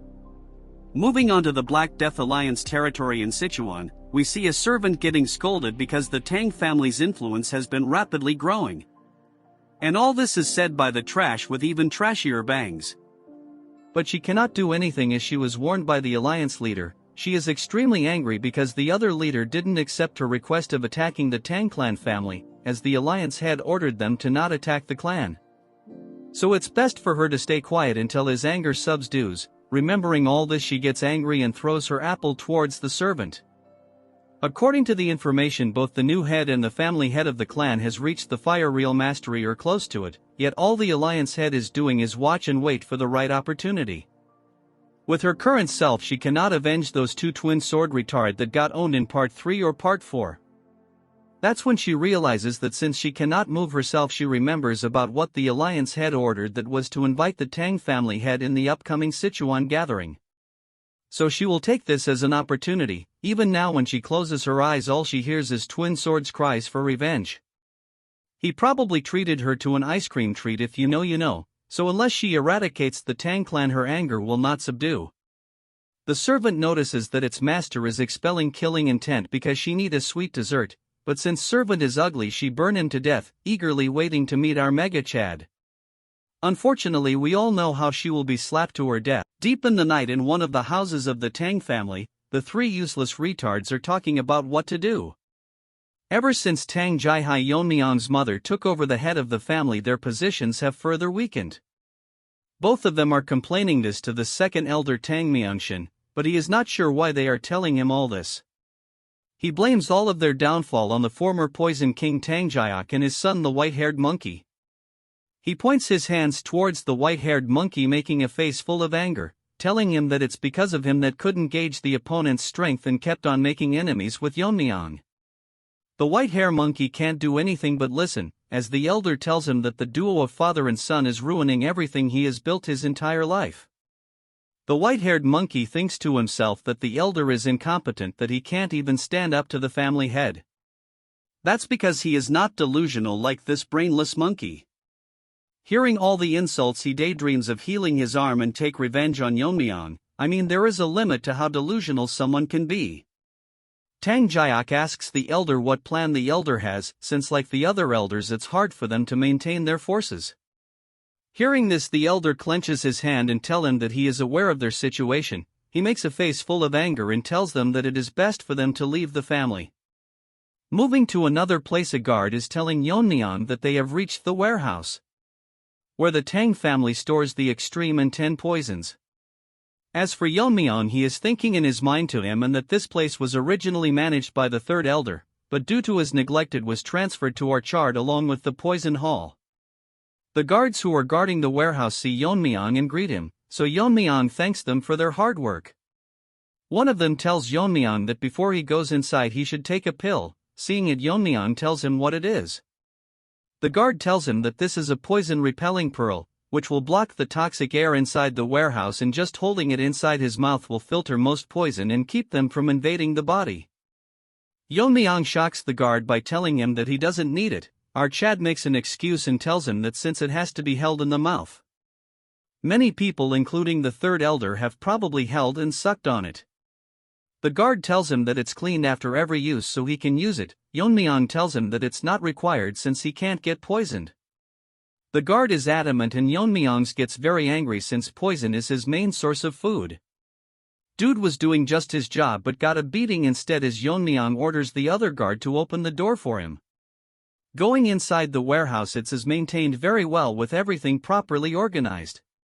Walking further into the room, the air is filled with extreme poison as Yeon-myeong thinks that organized, probably because this is where they store the 10 poisons.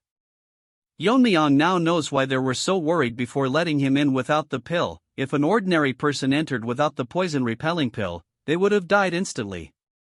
Though Yeon-myeong's inner energy has decreased due to his meridians being sealed by the poison vein simulation technique, even the concentration of poison is increasing further down, but to someone like him who has mastered the poison refining heart technique, it is as pure as clean area. As Yeon-myeong breathes in the poison, his inner energy is increasing, but it is still not enough to make him use his martial arts like earlier. So Yeon-myeong is thinking hard and figure out that he should consume something equivalent to the 10 poisons. According to the family regulation, he can use the 10 poisons for consumption. He thinks that he can find the recipe and tell Ijin to make it for him. That's when he notices something on the wall. Yeon-myeong thinks something is strange, so he uses his inner energy to see that the airflow in the middle of the room is distorted, so it's more like a formation has been placed there. Our Chad decides to check it out, and after placing his hand on it, Yeon-myeong thinks that it's strange that there is a formation in the Tang family poison storage.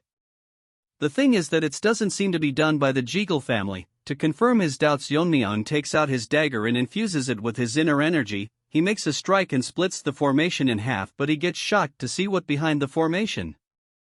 There is a long passage blocked by talisman with the word prohibited written on it. After carefully looking at them, Yeon-myeong figure out that this is not the work of the Jegal family, but it was made by the magician's formation. According to Yeon-myeong, in his previous life his master has connections with several magicians. Like his master was obsessed with the sword, a magician is obsessed with sorcery. Ultimately seeking master sorcery and transcend human limits to become immortals. Yeon-myeong had a bad memory where he was thrown into a formation created by a magician, in the form of training by his master. According to him, it was a place full of beasts whose names even he didn't know. Magicians are typically selfish and only engage in things that interest them, but that still doesn't answer his question why there is a formation in the Tang family. His master in his previous life told him that magicians are inherently selfish creatures, and are always obsessed with spirits and demon, only seeking immortality. Yeon-myeong asks him how he managed to have a relationship with them. He makes a straight face and tells him that he beat them every day for no reason, so they begged him to have a conversation. Moving to the present, Yeon-myeong thinks there is not anyone in this family like his master, so there is probably something in the Tang family that piques the interest of a magician. The poison is so strong that it is leaking out even after being sealed with hundreds of talismans, so inside there is something with incredible poison power. Yeon-myeong is glad because he originally intended to write down the recipes of the 10 poisons if he could, but this is more interesting currently. As our Chad goes further inside, a voice from the deepest ends senses that someone has entered the seal. It's not an inconspicuous time and it is not aware how much time has passed, while that doesn't matter as long as our Chad releases him. At the end of the passage, Yeon-myeong finds a few of the 10 poisons that were said to be completely lost, but in reality it was hidden here all along. Beside it there is a huge jar wrapped around in talismans which seems ominous to him. Yeon-myeong places has to feel a strong rebound. The force created was tremendous, so it seems that it's harder to break than most formations. However, to our Chad it not very difficult as long as he cuts through each one of them with accuracy. As he cuts through the talismans all around the room, he think of cutting the ones placed on the jar, as Yeon-myeong does a set of multiple moves to cut them all down. His inner energy has decreased due to the poison vein simulation technique, or else he would have finished all this in a single strike. None of it matters now as our Chad managed to cut down the ones surrounding the jar. The poisons around the jar has gotten much stronger now that the talismans have been removed, as Yeon-myeong places his hand to open the lid. Inside there is a mysterious monster, shocked to notice that the power of the talisman bounded to him have died down, so now he can see the day of the light. Yeon-myeong gets wary as the jar explodes, making a huge explosion. Luckily Yeon-myeong managed to dodge it in the nick of time, or else he would be injured. The thing inside charges towards our boy, startling our boy, as it is faster than what he had expected. He gathers energy to attack and have the first strike before it gets here. But before he could do anything, it goes past his hand like wind, telling our Chad that he has a sharp reaction, as a rewards for releasing him this trash will kill our Chad without any pain. Hearing this, Yeon-myeong turns behind and asks him who he is. The trash proudly tells Yeon-myeong that he is the pinnacle of poison, the blue-horned white snake. Little does this snake know he is a lottery to our boy, as he can have unlimited poison as a drink now. As the snake wraps around Yeon-myeong's arm, he is confused why it's calling itself the poison of extreme suffering, which he proudly agrees and makes an assumption that Yeon-myeong managed to block the spread of the poison by sealing the vital point in an instant, which is impressive, but he won't hold for long. Poor Snakey makes a arrogant face, telling Yeon-myeong how he will slowly melt his arm. That's when he realizes something changing, as the poison-devouring frenzy inside Yeon-myeong's body activates. The skull starts devouring its poison, and the poor snake gets scared as he can believe that Yeon-myeong has the poison-absorbing aura. And what is his relationship with the Wanderer Saint? Yeon-myeong grabs onto the blabbering poor snake like a plushy toy. His new toy begs itself to stop absorbing his poisons. At the rate his body is absorbing the poison, he will be utterly destroyed. Moving on to he is making a poker face filled with anger, telling it why he should spare it. He makes a psychotic face towards the poor snake and taunts him by telling if it changed its mind because it's currently at an advantage. So Yeon-myeong aggressively starts playing with his new toy, absorbing tremendous amount of poison from the poor snake. Beggar Snake thinks that Yeon-myeong is serious and he might actually die at this rate. So he offers Yeon-myeong a deal, and hearing this, our Chad gets flabbergasted as he stops absorbing the poison. Poor Snake tells him that he only wants to escape from this seal, and if he spares him, it will act as his guardian spirit. Hearing this, Yeon-myeong is confused, so it convinces him that it would be beneficial for him, and asks Yeon-myeong if his internal energy is increasing every moment with his poison. At a rate beyond the normal, according to Yeon-myeong, its poison is incomparable to the 10,000-year fire carpenter pill or the fire dragon's poison. It's so potent that by just absorbing it surpasses his previous internal energy. The poor snake is so desperate that it tells Yeon-myeong that if he becomes our Chad's guardian spirit, it can provide poison whenever he needs it, which is better than absorbing all of his poison now. Our Chad is heartless as he, with a poker face, tells the poor snake that he has no interest in keeping alive someone who was an enemy, so he can replenish the poison elsewhere. Hearing this, the poor snake starts crying and loses hope, telling Yeon-myeong that can't he just spare him once, since he lived in a jar for hundreds of years. Hearing this reminds Yeon-myeong of his past life. Then he activates the ultimate cute soul killer face, telling him that as a guardian spirit he is bound to obey him. The soul killer face is so strong that Yeon-myeong gets flabbergasted and loses to it, so Yeon-myeong will believe it just this once. Hearing this, the Snakey asks him if he is accepting him. Yeon-myeong confirms it and tells Snakey that if he tries anything funny he will destroy him on the spot. Snakey, all nervous, promises that he won't do anything. Moving back to Yeon-myeong, he asks Snakey what he needs to do to become its guardian spirit, since he doesn't know anything about spirit arts. Snakey tells Yeon-myeong that he doesn't need to do anything as extreme amount of energy releases from its body, and a bead moves towards Yeon-myeong as it tells him that this is a spirit binding seal. Just by holding the bead, his spirit will be bound with our Chad's soul, and that is how it will become our Chad's guardian spirit. Hearing the instructions, Yeon-myeong grabs onto the bead as it releases enormous amounts of energy. Outside the chambers, the guards are wondering why Yeon-myeong hasn't come out yet, so they start panicking, wondering if Yeon-myeong is in any trouble. One of the guard tells the other one that they need to go in and check, but guard number 2 tells him that they are not supposed to enter carelessly. Guard number 1 picks up the poison refining pill and puts it into its mouth, telling number 2 that they can worry about the punishment later, but they cannot let the future leader suffer in a place like this. Number 2 closes his eyes and takes a deep breath, telling number 1 that he is as stubborn as always. He opens one of his eyes to see a very bright light exuding from the poison chambers. Number 1 thinks that something is happening inside and it's causing huge vibrations. As the light intensifies, number 1 and 2 starts panicking, calling for Yeon-myeong and if he is safe. Our Chad come out of the chambers as an aura is surrounding him. Back at the chambers, after Yeon-myeong made Snakey his guardian spirit, he got the guardian spirit aura and dragon scale. Unlike the usual guardian spirit aura, this one feels like a tangible outer layer, thanks to him absorbing the poison of our Snakey, which helped him fill all 12 meridians at the same time, so he considers himself lucky. Blood wanted to kill the snake a few minutes ago. He needs to suppress his aura and control the output, or else he will gain overwhelming attention from everyone. From Yeon-myeong's aura a small part arises and our snaky manifests itself, telling our Chad that does he need to be concerned about the people below him, and the Wanderer Saint flaunted it openly.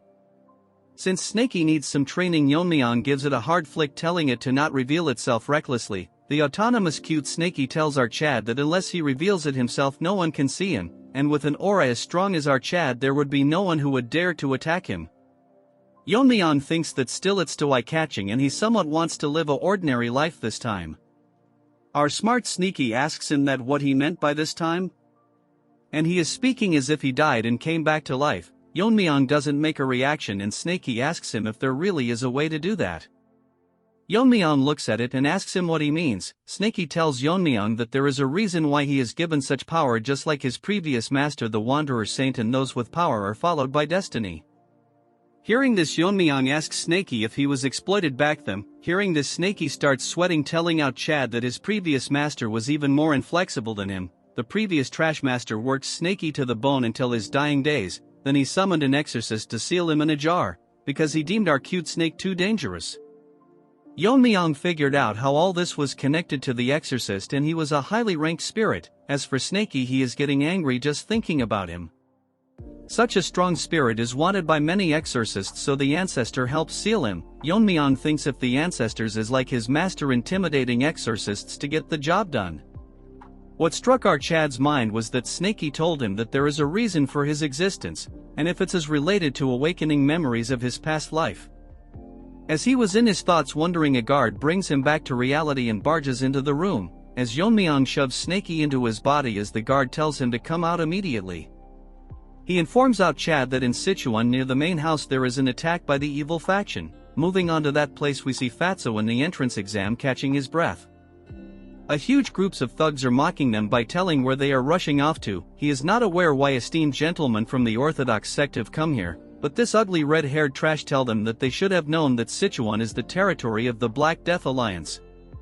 Old man tells Fatso that he will hold them off while he runs, but Fatso tells him that in his current condition it would be impossible. This red-haired dog is a palace lord and he is here with hundreds of members. In Fatso's current condition it will be hard to handle him. This smelly monkey tells him that since they have reached the capital of Sichuan they must be seeking help from the Tang clan, but their leader has isolated the Tang clan. Blood is daydreaming too much. He tells them that he will capture and offer them to the leader and he might be granted the ultimate martial art, so they should be prepared to lose a limb. That's when our Chad enters the scene. The guards tell Yeon-myeong that the two people are martial artists from the Justice faction, so he figures out that their opponent is from the evil faction. He orders the guard to escort them to the clan since they have come as guests. The Fatso is happy that martial artists from the Tang family are here to help, but there are only 4 of them, so even if their spirit is formidable it's impossible to face against hundreds. Yeon-myeong tells Fatso to step back since his partners is in no state to even stand. Wajin takes care of the injured man and Fatso asks him should they not be helping the ones up front. But Wajin smiles as Fatso blabbers about how there are over hundreds of martial artists. Yeon-myeong tells them that although he appreciates the help he is in no need of it. Moving on to the monkey, he is angry on Yeon-myeong for blocking his way. His guard tells him that he is probably the one who won the Tang clan's competition and returned as the family head. This red monkey mocks Yeon-myeong and asks him if he is going to face them, feeling sad for him. As for his minions, they are grinning. This dumb retard is so confident that he tells Yeon-myeong that he will uproot them once and for all. Hearing his nonsense, a needle flies towards him, poisoning him. In an instant this monkey falls to his death. Yeon-myeong thought that the nonsense spouted by Trash was too annoying. Everyone present in the scene is shocked by what had happened as the leader lies dead on the ground. Yeon-myeong tells them they don't need to uproot them since he will be the one to do it. Gorilla is dead as our Chad's poison needle finished him off. His lackeys are confused when Yeon-myeong threw the poison needle, because it was so fast that they couldn't even see it. Yeon-myeong puts his hands inside his coat and takes out hundreds of needles, and using his internal energy he throws it towards them. The minions saw Yeon-myeong throwing the needles and tells everyone to stay alert. As the one beside him gets killed by the needle, he hears the sounds of hundreds of them falling to the ground, getting one shot by the poison needles. As this side character turns around to see hundreds of bodies. Moving on to our Chad, he rushed out and forgot to apply poison, but surprisingly it's having the same effect as if they were poisoned. As for Fatty, he is getting overwhelmed by our Chad's riz. Snaky manifests itself and tells Yeon-myeong that its poison was seeped into his needles, and there are only few people in this world that can withstand its poison. Yeon-myeong smirks and tells Snaky that it's more useful than it looks, pissing our unlimited poison supplier. We move to the riz-infected Fatty that cannot believe that our Chad has such amazing assassin skills. Dude doesn't know he is the protagonist that you viewers dream of becoming. He guesses that Yeon-myeong might be the one that single-handedly killed the 300 warriors from the Darkness Silent sect. Despite all this, his guess was correct. The remaining lackeys cannot believe that they just witnessed over 100 soldiers getting wiped out in an instant. They thought that the Tang clan was declining, but no one mentioned they have a monster like our Chad. One guy with an axe tells them not to worry as it's just one guy. This junior gorilla tells them how if Yeon-myeong is not in the fire realm he won't have enough energy to use that great technique multiple times.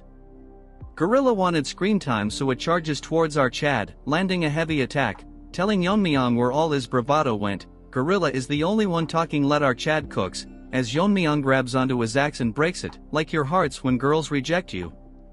The junior gorilla is wetting himself as what Yeon-myeong used was the dragon scale he got after contracting with Snaky. The minions gets nervous as they see Yeon-myeong using the 10,000 heavenly flower rain. Moving on to our Chad, he is ready to attack, and Fatty, seeing what our boy is doing, gets nervous as they heard that the Tang family's secret technique was lost after facing the heavenly pervert's attack, which was all a mistake, and their strength is still solid. As for Yeon-myeong, he is done killing every single one of them. Fatty thinks of letting the Tang clan handle the Black Death Alliance, but Yeon-myeong bursts his bubble and asks Fatty if he is still here.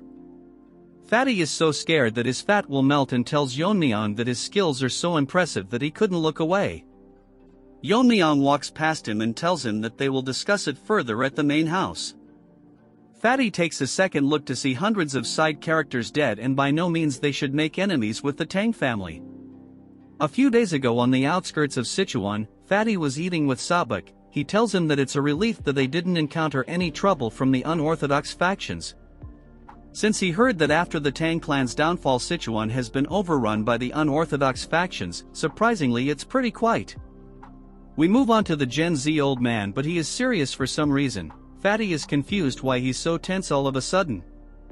A mysterious man asks them if the food is to their liking, since it's a small place that he visits often. Fatty with no neck thinks to himself that he was right beside them, but he couldn't even sense him, so he is quite a skilled guy.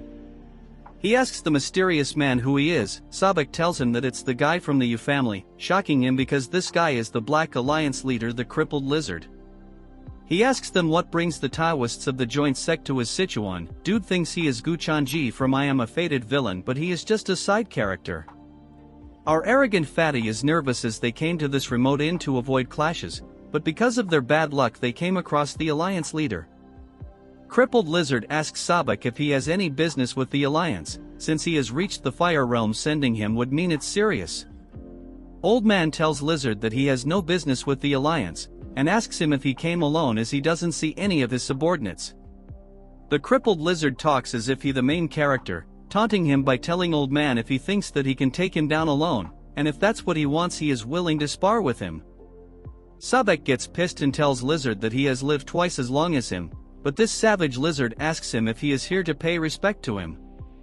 Sabak gets so pissed that he releases his energy and tells him that in a battle between Fire Realm masters the years of accumulated energy are crucial. And if Lizard is confident enough to handle the energy he has built with his sect techniques. Fatty thinks that Sabak is more hyped than usual, so he might actually start a fight here. All of a sudden both of them get shocked because the lizard releases his energy and tells them that he destroyed multiple sects with his own hands 10 years ago. The only reason that the joint sect survived was because they were far away from Sichuan. If a fight is what it will take him to understand this, he knows a place nearby for a quick spar.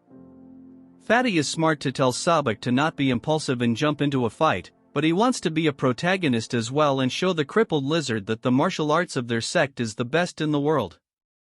We move to the present as Fatty tells Yeon-myeong that was how they ended up facing the crippled lizard, but our Chad tells him that it's different from the one that he saw earlier. Fatty explains that the ones chasing them came after this. Moving to his story, the lizard was terrifying as on one side stood our old man and on the other was the crippled lizard. Sabak took his sword out and tells Fatty to step back. As for the lizard, he is ready to face him. In an instant Sabak disappears, rushing towards the lizard, attacking him, but he blocks it using his bare hands.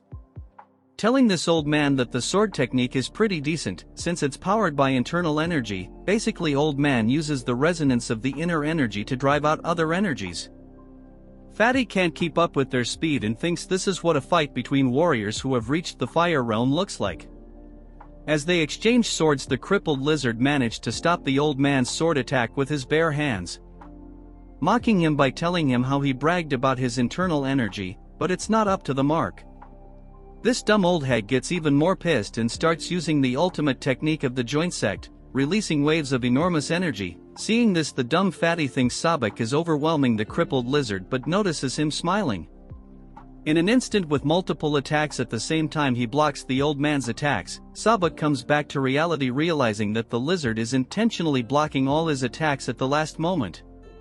It's as if he is testing his, even though he is from the unorthodox side. Since that's the case, he will go all out, using the full power of his secret technique.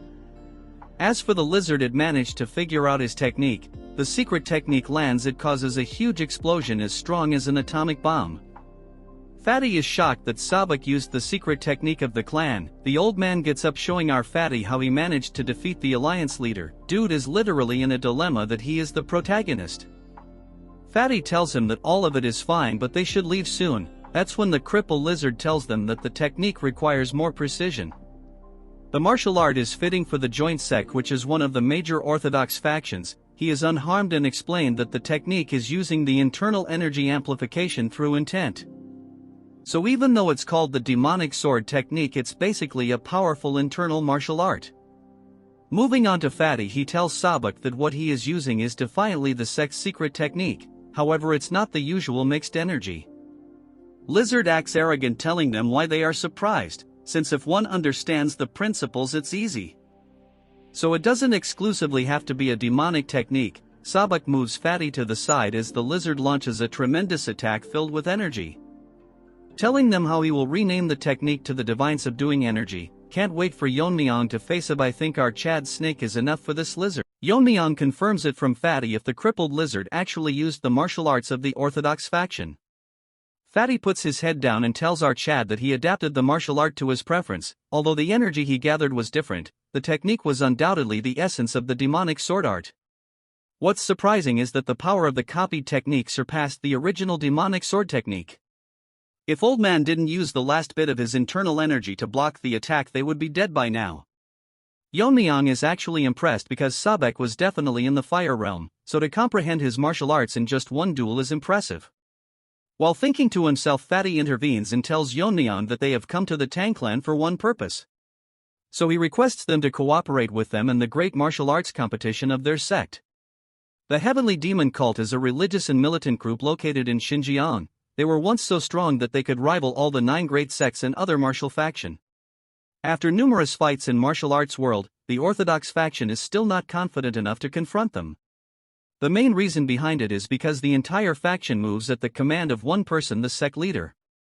However, the situation took a change when the sect leader's son, the creepy pervert, emerged with innate martial talent and gained his own personal followers. Because there might be an unintended factional split, the pervert left the clan and led his followers with him, founding the Heaven's Brilliance Demon Cult. This is the reason that has weakened the elite ranks of the sect, making this the last opportunity to eradicate them, but they are worried about the Black Death Alliance to their south. So if they move to the north while their elites are out to take care of Heavenly Demon Cult, they will suffer great losses. The martial power that our Chad displayed earlier was so strong that he could prevent the Black Death Alliance from moving north. So it's his humble request that while the Tang family stops the Black Death Alliance while they eradicate the Heavenly Demon Divine Cult. But what he hears shock him because our Chad isn't some loser, so, with a poker face, he tells Fatty no. Fatty tells Sabak that their request was rejected. Yeon-myeong told him that he cannot this himself, so he will consult this with the family head in return. Fatty tells old hag what to do if they can't persuade them. Sabak tells them to wait for the time being. Fatty tells him that this is not the only problem, but the state of the Tang clan is quite different from what they expected. While they traveled here, they observed that building of the Tang family expanded, their martial prowess has increased greatly. Even the overall atmosphere among the clan members were great, which is completely opposite to the rumors that they were ruined by the mega pervert emotionless loser. Sabuk gets into character and tells Fatty that he noticed it, and figures out that there must be a driving force that revived the clan.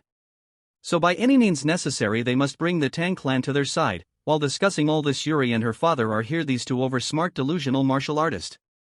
He introduces himself as the head of general affairs of the Tang clan. By the orders of the family head he is here to bring them. After they reach the main house, both of them are shocked as mommy leader introduces herself and asks them if they came here to request cooperation against the heavenly demon cult. She tells them that currently she is the acting family head of the Tang clan. What surprised these two is that she is in the fire realm, which is probably why the Tang clan regained their strength. Although they cannot detect Yeon-myeong powers, but the acting head, our mommy queen, is undoubtedly in the fire realm. Fatty thinks he is the only smart one, telling our mommy that their sect is in urgent need of support, and since they are eradicating evil sects, isn't it right to help in the name of justice? So he requests her to reconsider, but our mommy doesn't respond. She asks Yeon-myeong that he refused them earlier and if he still thinks the same. Yeon-myeong's answers is still a no, shocking the two brain-dead retards, as Fatty asks him what his reason behind the rejection. Trying to convince our Chad that if they don't stop the evil sects, the martial world might fall in chaos. Yeon-myeong with a stern face tell these two monkeys that it's understandable that the heavenly demon cult is dangerous, but the Black Death Alliance and the evil faction are separate issues. According to what Yeon-myeong learned from his investigation, the Black Death Alliance does not harass the common people, although they don't collect protection fees. In return they even eliminate the bandits, making them more like the orthodox factions. So in such circumstances they have no justification to attack them first, shocking Fatty, but the old man remained calm. Our Chad gets pissed as he asks them what they mean by acting in the name of justice. When the Black Death Alliance and the pervert and his cult invaded the Tang clan. Since no one from the orthodox faction came to help, literal hypocrites. Our Chad tells him that prioritizing the safety of their own sect is normal, so he can't blame them. But what they are doing is trying to seek help under the guise of eradicating the evil sects. Look at that lump of fat, it's about to leak himself. Fatty clenches his fist since he cannot lift his head because what our Chad is telling aren't wrong. They preach righteousness but only act when their own sects are threatened. The dumbfounded old man apologizes to Yeon-myeong for not considering the Tang clan's position. Fatty is shocked that usually in this case old man would be angry. Well, if he really got angry he would have to carry his body. He tells Yeon-myeong that he was short-sighted and it's natural to refuse when all they do is talk about their own benefits in the name of righteousness. He changes his term, telling our Chad that they are willing to pay a fair price, so now it's not a favor but a cooperation. Since this is the case, Yeon-myeong can't refuse them anymore. Hearing this, Fatty instantly tells them how they should discuss the forces they can deploy. But he gets stopped by our Chad as he transforms into a monster, telling them how much they are willing to pay. Look at him, guys. After they left the building done with their discussion, Fatty lost some weight because they will have to pay several years' worth of sect maintenance. Old man thinks that if it can save their sect this is a small price to pay. He tells Fatty that he must be confident to offer such an amount, which Fatty agrees because their martial powers are impressive. Because they are close to the crippled lizard. As for Yeon-myeong, his power are hard to guess, which the Fatty can't believe because those at the fire realm can sense it. Since Yeon-myeong can do it, he is surely the strongest person he has come across. As our Chad overhears all this, getting impressed because the old man realized that he is hiding his powers. Mommy tells Yeon-myeong that it is not entirely about collecting money and there must be a reason why our Chad agreed to this. Yeon-myeong tells her that the Black Death Alliance good deeds to the Taoist, but he cannot trust them. Mommy tells Yeon-myeong that orders has been maintained in Sichuan after all the major sects fell. Yeon-myeong tells her that it's all because of that crippled lizard. The only reason they classified as an evil faction is because they didn't join the orthodox faction. They're more like bandits because they ignore righteousness and only pursue their personal gains. The current order in Sichuan is temporarily maintained by crippled lizard. If things go slightly wrong in their rule, they push out their business competitors and plant spies to invade or bring down other clans. So although their nature didn't change, the current order is only maintained by lizard. If he were to disappear one day, the evil faction under his would go crazy. Mommy finally understood his point, so she asks him what his current plan is. Hearing this, Yeon-myeong smiles and tells her that it's simple, so all they need to do is prevent them from going north. Mommy is not sure if they are strong enough to block the Death Alliance since she is not aware of Yeon-myeong's current strength. Our Chad with a straight face tells her that since they cannot block them directly, he will block them internally. Hearing this, mommy cannot believe that he is gonna infiltrate the main base. Our mommy, I mean my mommy, never mind, she is nervous how he will sneak in. Yeon-myeong tells her that recently they sent an invitation themselves. Hearing this, mommy gets confused. Unlike the previous competitions, the gathering is now a tournament where the young master of the evil factions face each other. Yeon-myeong will attend the gathering and confirm their true nature, and if they don't eradicate their evil nature, he will kill every one of them. In some other place inside a carriage, a man is telling someone that when they reach the Tang clan, the person should not do anything to offend the family head. It's that skinny Barbie. This time he bought her niece, and if what he said about Yeon-myeong is right, while his hand keeps shaking, she will do anything to win him over. Well, she is cute and an actual Barbie. She is the young lady. Yeonjin comes to meet Taeho and asks him if he is here. Since she brought him his meal and herbal medicines, Sabek tells her to come inside. Someone tells me how she looks like a girl. She asks him how he is currently doing and the current situation of his internal energy. He tells her that thanks to her he is now much better. Making a face full of happiness, he tells Aijin all of this because of the medicine her grandfather provided. Hearing this, Aijin is delighted. When he first saw the medicine and the food, he was traumatized because not only did it contain herbs, but also poisonous plants. Look at his face, it looks like he is consuming turd freshly released. Now that was a disgusting remark. What he didn't expect is that after eating it, his power level went over 9,000 and he became a hairy version of Nappa. This even surprised Aijin's grandfather who made the medicine. Because of how fast he was recovering, that hot fresh turd was maybe good. If this goes on like this, he will soon recover enough to be able to return to his sect. Aijin is happy to hear. That's when Fatty tells them that it is very noisy outside and asks Aijin if something is happening. She tells him that it might be because the Jae-gal clan has arrived. Hearing this, Fatty is nervous and confused. The Jae-gal clan and the Tang family have had a close relationship for a long time. That's why they supported them during the recent contest. This time they are here to set up a defensive formation in their outer grounds. Fatty is contemplating about not knowing much about formations, but it will be very costly, and if the Jae-gal clan is well off. Instead of all this, dude should weigh himself first. Sabek asks her if the Tang clan is covering the cost. She directly tells him that the Jae-gal clan is covering for everything with a smile on her face. While the duo of Fat Monkey and Gen Z are confused, she tells them that according to the family head they were very cooperative. Sabek thinks they might have found the weakness of the Jae-gal clan. Now we move on to your favorite skinny Barbie. He is wetting himself from the thought of what our Chad might just do to him. Now we move on to the main hall. Bro, I don't want to move so much, already overworked by self. Anyways, the duo of uncle and niece are outside the main hall, as he asks Yeonjin if she will be able to leave a good impression on them, and she assures him. She is then move on to show her huge collection of clothes she brought. If you know, can't get demonetized, and how there is not a man who will not fall for her beauty. Looking at her, skinny Barbie thinks that she resembles his sister, who was called a beauty in Hubei, so capturing a young man's heart won't be too difficult. Someone tells me who the hell draws those mothers. They all look too good to be a side character. Over a decade ago, the pervert attacked the clan to claim his sister, and because of her sacrifice the clan barely managed to survive destruction. This dude has mental issue for sure. Please be wary that he not the Black Alliance leader, as some might confuse it. Driven by the shame that something is 50 and rotten got to taste her cooking, she killed herself, probably because they didn't add enough meat to the dish. So no matter what, he cannot allow such a tragedy to befall the family ever again. If she develops a strong relationship with the Tang clan, they can maintain their lineage. He looks at her and thinks that the future of their clan now solely depends on her. That's when Barbie hears a voice telling them that she heard the Jae-gal clan was a great help to them. Both of them are shocked for some other reason, but I would only act this way if I can pair up with our mommy. Now they are even setting up a formation for them, and she as the family head is very grateful. Let's take 10 seconds to appreciate how good the goat mommy looks like.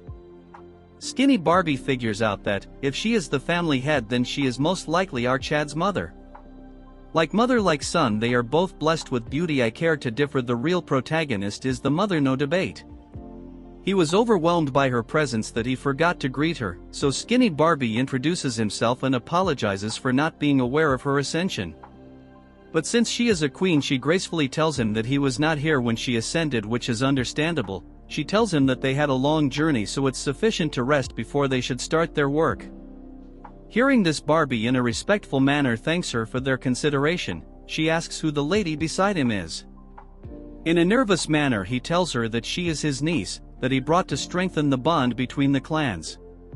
He asks her to greet the family head, but while she is dazed not listening anything that he is saying, because she got rizzed by our Chad's good look, dude should thank his mother for that. While she was daydreaming, our Barbie tells him her to pay attention. She gets into character and introduces herself, and she apologizes to Mommy for her late greeting, and congratulates her for becoming the family head. Mommy thinks that she is a very polite child and tells her that in a few years men will be heartbroken over her. Hearing this, she gets shy, taking this as a compliment. Mommy proudly tells her that she was also famous in her youth and she resembles him, if only she was real, never mind. She tells Mommy that she is still so beautiful that when she first saw her, she thought our Mommy was our Chad's sister. In her mind she thinks that our Mommy is a kind woman and compliments her. I completely agree with her in this case. Mommy tells her that since she is the same age as Yeon-myeong she will get along with him. She starts acting as tears falls from her eye, telling Mommy that no one from her family has even shown her so much affection. In her mind what she is thinking is if our Chad is also reaction to her story. But gets shocked when she sees our Chad lost in his thoughts. Barbie cannot believe that he ignored such a sorrowful story of a beautiful story. Usually men would be tripping over her themselves, but she is confused if he is not interested in her. Moving on to our Chad, he is literally dreaming about our ice waifu. New sister was 6 chapters late. Barbie thinks that he has failed once again, but Yeon-myeong cannot accept that she got rejected since it's a first for her. Mommy tells Yeon-myeong to pay attention as she pulls his cheeks, but Yeon-myeong is determined to impress him. Don't hate her, she is a great character, you will know later on. Now we move on to the Black Death Alliance territory where everyone is talking about the Tang clan's head. A little girl is running while they say how our Chad is not on good terms with them. On one of the meeting halls the elders are talking about the budget needed for the gathering, and the second page includes the list of participants. A man is biting a branch to look cool, tells them that it is sufficient reporting for today. He is the leader of the Sin Demonic Lords. He congratulates the red-haired goblin for handling all this, since it was mostly done by the Void Immortal Hall. She tells him it's nothing as she is doing her duty as the servant of the leader. The other thinks that the alliance leader threw away the report and went out. Old man tells masked man that he has always been a free spirit. That's when someone enters the room and everyone gets shocked seeing the entity. As for that goblin, she was sweating as it's a little girl telling them that she wanna go to Sichuan for the gathering this time. She gets on top of her uncle as she asks her what has happened as she thought it was troublesome last time. She tells him she heard rumors and asks him if the Tang clan family head will be participating. Which is the right information, so she acts cheesy telling him that all the women in the area are lovesick over him, so she wonders how handsome he is. If the rumors are true she will most likely make him her husband. Leaf-eating uncle thinks that if her father knew this he would be shocked as Goblin hears their conversation. And the topic is angering her, but she really can do anything. Blood should visit a hairstylist first, but then she make a smirk, probably wants trap our Chad using cute girl as an excuse. While her uncle tells her that there is no one that can stop the will of the alliance leader's daughter. Why do I think that the our Chad will become friends with the alliance leader since they're not portrayed as villains? Look at their drawing styles. In one of the residences of the Tang family, Mirio is combing the hair of our god-tier waifu. As she tells her how beautiful her hair is even after she was bedridden all this time, as she laughs getting shy. Last time when Yeon-myeong came here, he made it very obvious that he got bewitched by her. Even I agree, just like you guys who clicked because of the thumbnail. Mirio asks her to share her beauty secrets with her bro is seriously in need of a makeover. Mirio activates her Power Ranger Mean God mode and asks her what she thinks about Yeon-myeong. Hearing this she gets shy and asks her if she is using martial arts to monitor people's breathing. The troll tells our innocent waifu that when she mentioned his name her breathing changed. Then she gets serious and asks her if she is seriously okay, confusing her as she asks her what she is talking about. Mirio tells Miso that our Chad is going to Sichuan gathering, so she won't be able to see him for a while. Then this troll explains to her in this gathering the most dangerous evil faction will face each other. Hearing this she gets scared as Mirio tells her that it's not the most important thing. What if our Chad were to meet another girl from the factions and fall for her? In that situation, can she handle it then? Bro, look at her face, the art is so good it's killing me. She is unable to come up with an answer. Meme God make another pose and suggest her that they should both go to the Sichuan gathering. Miso makes a frowning face and tells her that what if their attendance makes the family head burdened. Mirio tells her to not worry about it since she has everything planned out. Bro is the ultimate winger, look for her in real life. At the main hall of the Tang clan, Yeon-myeong is bored, as he asks Yeonjiang that if it's true that she wants to go to Sichuan gathering as his maid. Yeonjiang replies with an yes and tells our Chad that she heard that the young master from the evil faction will compete for powers there, so she is curious to see how the competition unfold. With the reaction less face like boss in my old job when I messed up, he tells her that he has been informed that he can bring one guard and one maid.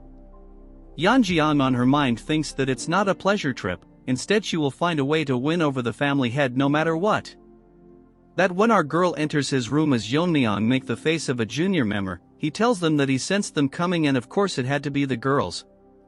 Mirio barges in with our queen and tells him that Miso is eager to discuss something with him. She tells Mirio that she is very disrespectful towards the family head. That's when Mirio notices a fox staring at her. Guys, just look at their face, look like JoJo's adventurer, but it's even more uglier. Mirio asks who she is and Yeonjiang does the same. Yeon-myeong asks Miso what she is currently doing here, as Mirio was about to tell him when Yeonjiang is making a face similar to that cat from Pokemon. She tells Yeon-myeong that her sister and she herself want to go to the Sichuan government. Hearing this, Yeonjiang is shocked. What's funny is the Archad is completely useless. What they plan to do is Mirio become his guard and Miso will accompany them as his maid, since he can only be accompanied by one guard and one maid. Amidst their meeting, Yeonjiang is dumbfounded what nonsense Mirio is spouting. From her eyes, Mirio has a close relationship with Yeon-myeong, but the biggest concern is that Miso is so beautiful that she is almost as beautiful as Yeon-myeong's mother. No one, I repeat, on one can beat mommy. Moving back to Yeonjiang, she is losing her mind because if Miso were to accompany Yeon-myeong it will ruin her plan and position. Our Chad shocks everyone in the room, is shocked as Yeon-myeong tells Mirio that he can take her as his guard. As for Miso, he cannot take her with him, since he already has someone in mind for the maid position. Hearing this, the delusional Yeonjiang thinks if she is the maid, while Mirio tells him that if Miso doesn't go, Mirio will not accompany him. Since that's the case, Yeon-myeong planned to choose another warrior from the clan, pissing Mirio even more. Miso tells her Mirio to stop as she starts getting emotional and then literally starts crying, telling Mirio that if the family head doesn't want it, it's better not to force him. I am sorry mommy, I might get diverted, what the hell was that? Mirio loses her mind, telling the junior meme god to go outside with her since it's time for a lecture. To Mirio, he is an amazing person not just because of his martial art but also because of his judgment and decisiveness. Then as she is his senior when it comes to posting memes, she shows him his true face, telling him how he can be so cluelessness, making it obvious why she is acting like this. She wants to know why Mirio cannot go, and if he doesn't have feeling for her, it's like he is pushing away an opportunity right in front of him. Yeon-myeong shocks her by telling her that it's not a pleasure trip but it could instantly turn into a battlefield, since he doesn't know what might happen during the confrontation with the evil factions. If Mirio were to come along, she might get exposed to a danger that he can't protect her from. Mirio is scared as he tells her who would be responsible if she were to get in trouble. What's more troublesome is that they are going to the Black Death Alliance territory, so he might even have to face their leader. Considering she is still in her recovery phase and is not fully strong yet, it would be hard for her to handle. Let me give you guys some spoiler: our ice waifu will turn into a psycho when it comes to Yeon-myeong. Moving back to Mirio, she thinks what he said is right, so she has no choice but to agree to her. Yeon-myeong thanks her for understanding his situation. Bro is like the ultra-rare protagonist who is almost perfect. Dude is not a simp unlike others. There are only a few that are like this, but before we continue I would appreciate if you subscribe. Mirio sweats as she tells him that she is still going as Yeon-myeong, but our troll asks her that she told everyone that she wouldn't be going either. She gets pissed, telling her that she cannot let a fox guard the henhouse. She is talking about Yeonjiang. As for Yeon-myeong, he cannot talk over his boss. As for the Pokemon kitten waifu, she thinks that someone is talking about her. In some other place inside the Tang family, your favorite skinny Barbie is half asleep looking at a formation. Yeon-myeong surprises the Barbie as he asks him why is he just standing here falling asleep. Barbie is scared, so tells Yeon-myeong that there is no such thing, Skinny Barbie tells him that the defense formation has been fully set up and not he is just making adjustments so it will be finished by tomorrow. Yeon-myeong activates his eye discerning skill to look around the formations placed on the main parts of the Tang family. The Skinny Barbie tells our Chad all the key point have been protected with formation. Basically Yeon-myeong threatened to kill the Barbie if he is not done with the formation a week. Moving to the present, he tells Yeon-myeong that he has enough time to complete. Our Chad compliments him as he tells Barbie that if he tries he can do it, so she should do the remaining tasks like this. Hearing this, the Barbie starts crying because his life is saved. Yeon-myeong is impressed because it's better than he expected. Even if he is not here they can protect themselves. Yeon-myeong has one more thing to do as he goes to the main hall. He summons a new character. It's the elder Tang Yeon-myeong. This guy has guts as he tells Yeon-myeong that they are not exactly on talking terms. Yeon-myeong tells him that he heard that with the sword he is skilled, which is why he became an elder. Since Yeon-myeong also uses the sword, he thinks it's ideal to have a conversation. Moving to the elder, he tells Yeon-myeong that what he showed during the competition is beyond his reach. So he is well aware of the gap between them. Yeon-myeong tells him it's obvious that his skill are not even close, but he gets surprised when Yeon-myeong tells him that he would give him some pointers on swordsmanship. But the offer is not for nothing. In exchange he will have to follow his orders from now onwards. The elder is shocked as our Chad tells him that this opportunity will not come by again, so he should consider this a fortunate encounter. So he raises his hand asking the elder if he will be changing side. The two dandies are done lazing off. Now they will take their leave, thanking them for their hospitality.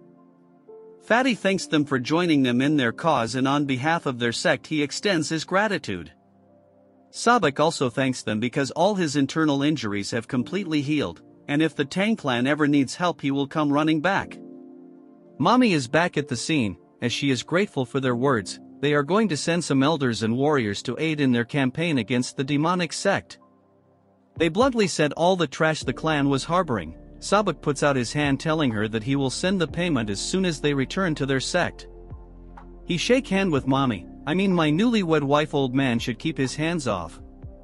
He then moves on to my son, I mean Yeon-myeong. This handshaking pervert wants to shake hands with our Chad to express gratitude.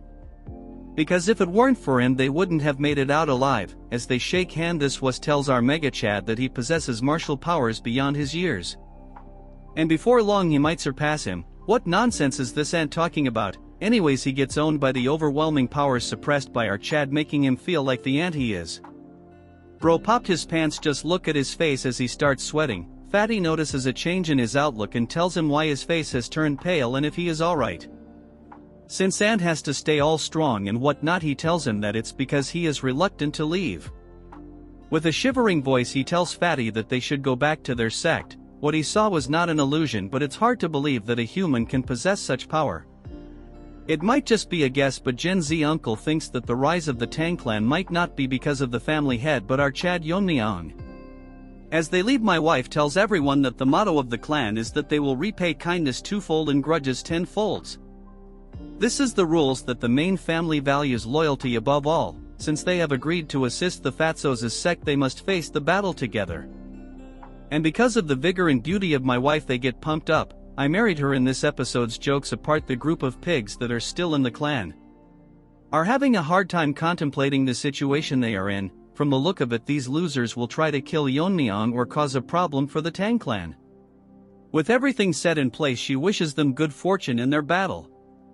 Later that day, Ijin hand over our Chad a full stock of energy drinks, I mean the fiery poison. Ijin is curious why he always carries this poison only, since there are many other poisons. Yeon-myeong tells her that it's because he is familiar with it and there's no poison like it. Basically what he means is that this is Yeon-myeong's favorite flavor. He bids her farewell since his companions are waiting. She is chilled because it's him, but he gotta make it out alive. Out of nowhere, Snakey manifests itself, getting curious as it is hard to believe if he is really as young as he says. Yeon-myeong asks it what's with a question like this out of the blue. Snakey explains that it is hard to believe that someone his age could possess such martial prowess. Now Snakey starts blabbering nonsense how our Chad has surpassed many veteran martial artists who have roamed the martial world for decades. Still, he is not on the level of the invisible guest yet, but the most supernatural thing was the sword technique he showcased when he recruited the elder. It was so advanced that it was levels above the swordmasters he had faced alongside the invisible guest. Yeon-myeong is smart, so he makes up an answer, telling it that if there are people like the Black Death Alliance leader who can comprehend martial arts at a glance, then why cannot a Chad like our boy exist? So it's best for Snaky to put aside his unnecessary. All Snaky thinks is that our Chad is definitely not a dragon.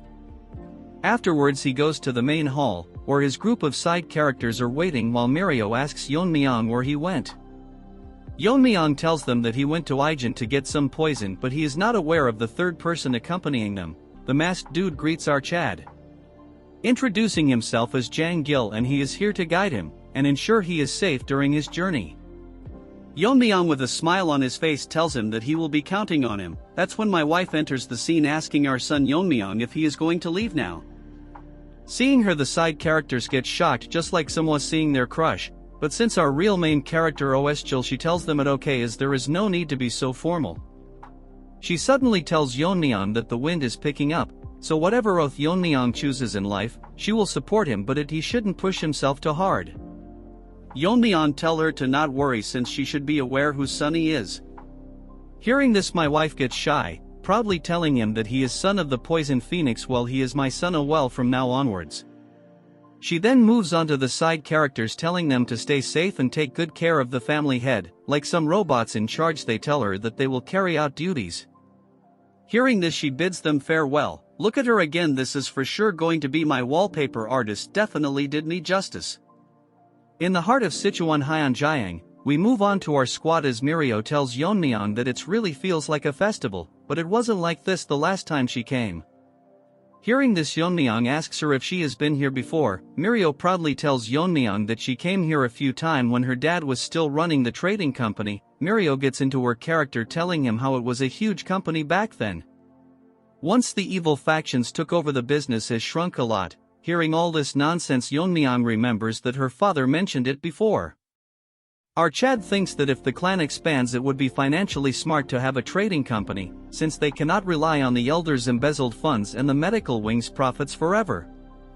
Now it is becoming clear to our Chad he will need to deal with the evil factions. Yeon-myeong tells Mirio to come see him with her father.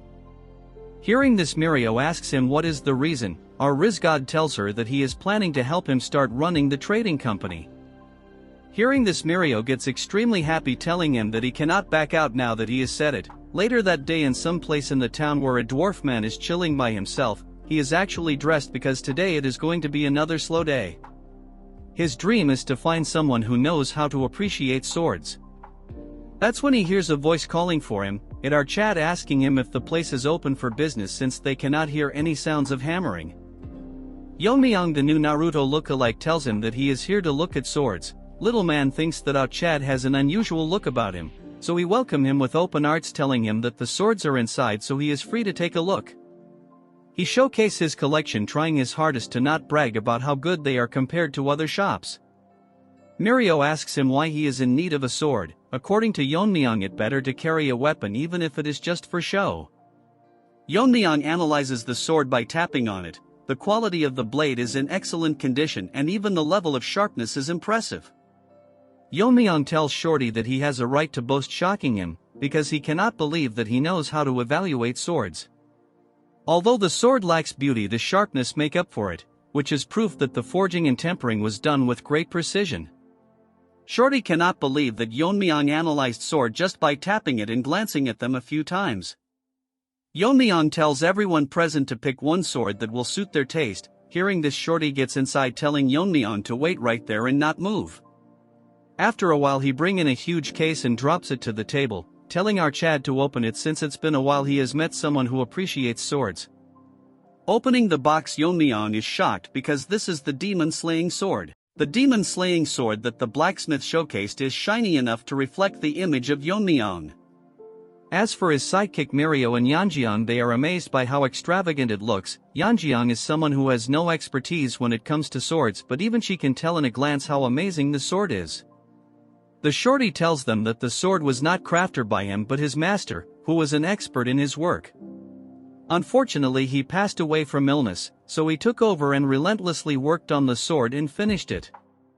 While telling this, he is very proud of this achievement, and asks Yeon-myeong what he thinks of this sword. He can proudly say that the sword is worthy of being called a masterpiece. Even to the eyes of our Chad, this is an amazing sword, that it is good enough to be on par with the sword he used in his past life. He can feel the sharpness radiating from it constantly. Yeon-myeong tells Shorty that it is a brilliant sword, however he doesn't need a sword of this caliber. This shocks the blacksmith, so he asks Yeon-myeong if the sword didn't meet his expectations. Yeon-myeong sighs and tells him that it's quite the opposite. He should be proud of the sword he has created, and our Chad is thankful that he showed it to him. This is the reason he thinks that the sword ID too much for him. The real reason is that a sword of this quality would only draw unnecessary attention because of how well it's crafted, so a simple sword suits him better. Yeon-myeong tells Shorty that he will pick the one that he picked up earlier. Hearing this, the blacksmith gets disappointed, telling him that if that's what he wants, he has no choice but to comply. That when a group of brain-dead nonsense third-class characters enter the scene, I guess even trash needs to be given screen time. Seeing them, the Shorty makes an unexpected reaction as if he is scared, calling the man in front young Master Yun. He is pissed because he ordered Shorty to bring in the best sword in the shop, yet he deceived him and hid such a masterpiece from him. We will call this retard him Rotten Ginger, cause his face resembles one. This ginger cannot fathom that a mere blacksmith dare to mock him. This ginger has too much spice because he is clearly deluded. Shorty is nervous as he tells him that it's clearly a misunderstanding, while our Chad is hearing this nonsense shown by a one-chapter character. Yeon-myeong is a bit confused because in between a bunch of ants there is a strange aura coming from few of them, which is strange to our boy. Seeing this, Snaky manifests items, telling Yeon-myeong that he felt something wrong, and his suspicion was right, it is clearly demonic energy. Snaky has faced them few times with the invisible guest, as he asks Yeon-myeong if this is his first time seeing them. According to Yeon-myeong, this is his first time seeing one in person, as he has only heard about them. He asks Snaky what these demon pests are doing in Sichuan, but Snaky is unaware but suggests that he can just capture one and interrogate him. This gingers is not only rotten but dumb as well, as he orders Yeon-myeong to step aside because he is going to kill the blacksmith, and if Yeon-myeong does not move he will kill our Chad first. Trash literally unlocked first-grade nonsense. Yeon-myeong gets pissed, telling him that his mouth is too foul for a brat. This pisses of the ginger, but who cares? With a finger flake he knocks this ugly ginger out. All this talk and bro is this week. Seeing him fall to the ground, his guards make a reaction as if a old granny has been killed. Yeon-myeong tells Ginger that at his level, no matter how good he is with the sword, he won't be able to use this sword properly, so he should come back after 20 years of training. Seeing our Chad acting cool, Mirio is shocked, as for Yeonjing she is acting as if she fell from the sky. One guard starts barking like a dog, telling Yeon-myeong that how dare he lay hands on the grandson of Nam Jin-soon, the lord of Hyunyang sect, which is protected by the Black Death Alliance, warning Yeon-myeong to not expect to live after what he did. Can we move forward? Just how much nonsense can this side character spout? This nonsense pisses Yeon-myeong off as he tells them that he doesn't care about his status, and asks them what's their connection to the demonic sect. Hearing this, they all make mixed reaction, as there is one in between them that looks like the boss who will be one shot by our Chad. Yeonjing asks Yeon-myeong where they came from, as she and our so-called guard Mirio is scared.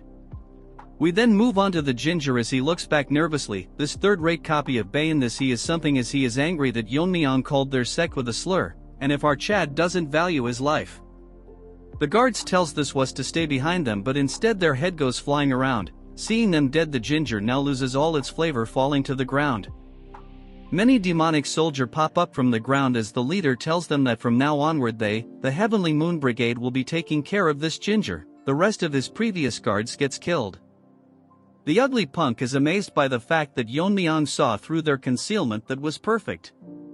Moving on to Yeon-myeong, he doesn't care, as for his subordinates all of them are crying, and his useless guard Mirio is amazed by just what is happening. But what shocked all three of them further is when Yeon-myeong tells them that with the stench of the demon turds reeking from a mile away he could see them from a mile. Yeon-myeong should switch professions and become a roaster, since he tells him that if he was trying to hide his identity, the least he should do is cover his face properly. Mirio thinks that he has gone crazy to roast someone on their looks. As for the bald head, he is holding himself from attacking, telling Yeon-myeong that even after seeing every one of them getting killed he still doesn't feel the sense of urgency. Yeon-myeong asks Shorty to lend him a sword, and he takes a hold of the masterpiece, as Yeon-myeong tells him that if it's urgency he is talking about, it's them that should worry about it instead. Our roaster Yeon-myeong tells them that from where he is standing, them and the ones they killed are all same to him. This pisses Bald Head so much that he orders his minions to escort the young master as he is seriously going to kill out Chad. Yeon-myeong wasn't wrong when he called him ugly dude looks like the fresh turd my dog just released while I was writing this script. One of turds grabs onto Ginger but Yeon-myeong gets surprised when the young master does not recognize them at all. According to Yeon-myeong's observation, this brat probably is not aware of their identities. That's when a voice curses our Chad. It's that ugly fart that is pissed and attacks our Chad for ignoring him. With no reaction his face, Yeon-myeong blocks his attack, and because of the strong exchange of sword a mini explosion occurs. Ugly Fart thought that he was faster but still he got knocked back, as he stares at our Chad who was unfazed even after the exchange of their swords. All of a sudden his world starts spinning and he thinks of counterattacking only to find himself dead, while all his subordinates watches his head rolling around. Mirio and Yeonjeong are shocked to witness what just happened. Ginger has almost turned into a paste. While Yeon-myeong is standing in front of the headless body, bro has immaculate drip. According to Yeon-myeong, after swinging the sword, he can definitely feel that it is a masterpiece. The weight distribution between the hilt and blade is near perfect and it's razor sharp without a drop of blood staining it. He tells Shorty that it is truly a masterpiece and he is who carried his legacy as someone amazing as well. Hearing this, Shorty starts to tear up. In a flashback we can see Senior Shorty making this sword, telling Junior Shorty that every valuable object will eventually find its rightful owner, so the sword he is crafting will find its master someday. So no matter what happens he must give this sword to the person who can appreciate its worth. Looking at out Chad, he thinks that he has finally found its rightful owner. Moving on to Yeon-myeong, he asks them if any of them wants more, and suggests them to all attack at once. The next moment this group of nonsense charges towards our Chad, telling him to not underestimate them. Yeon-myeong smiles at them and with a single slash he rips through half of them, then like dancing in water with a set of extremely delicate and fast movements he kills them all with single consecutive strikes. Seeing this, Ginger decides to turn back into a human. Shorty is also short of words. The girls are shocked and Mirio is getting tired from being surprised, and it's amusing that she was not aware when our Chad learned swordsmanship. This is it for this video. Make sure to like and subscribe for another part and check out the recent series we have picked up.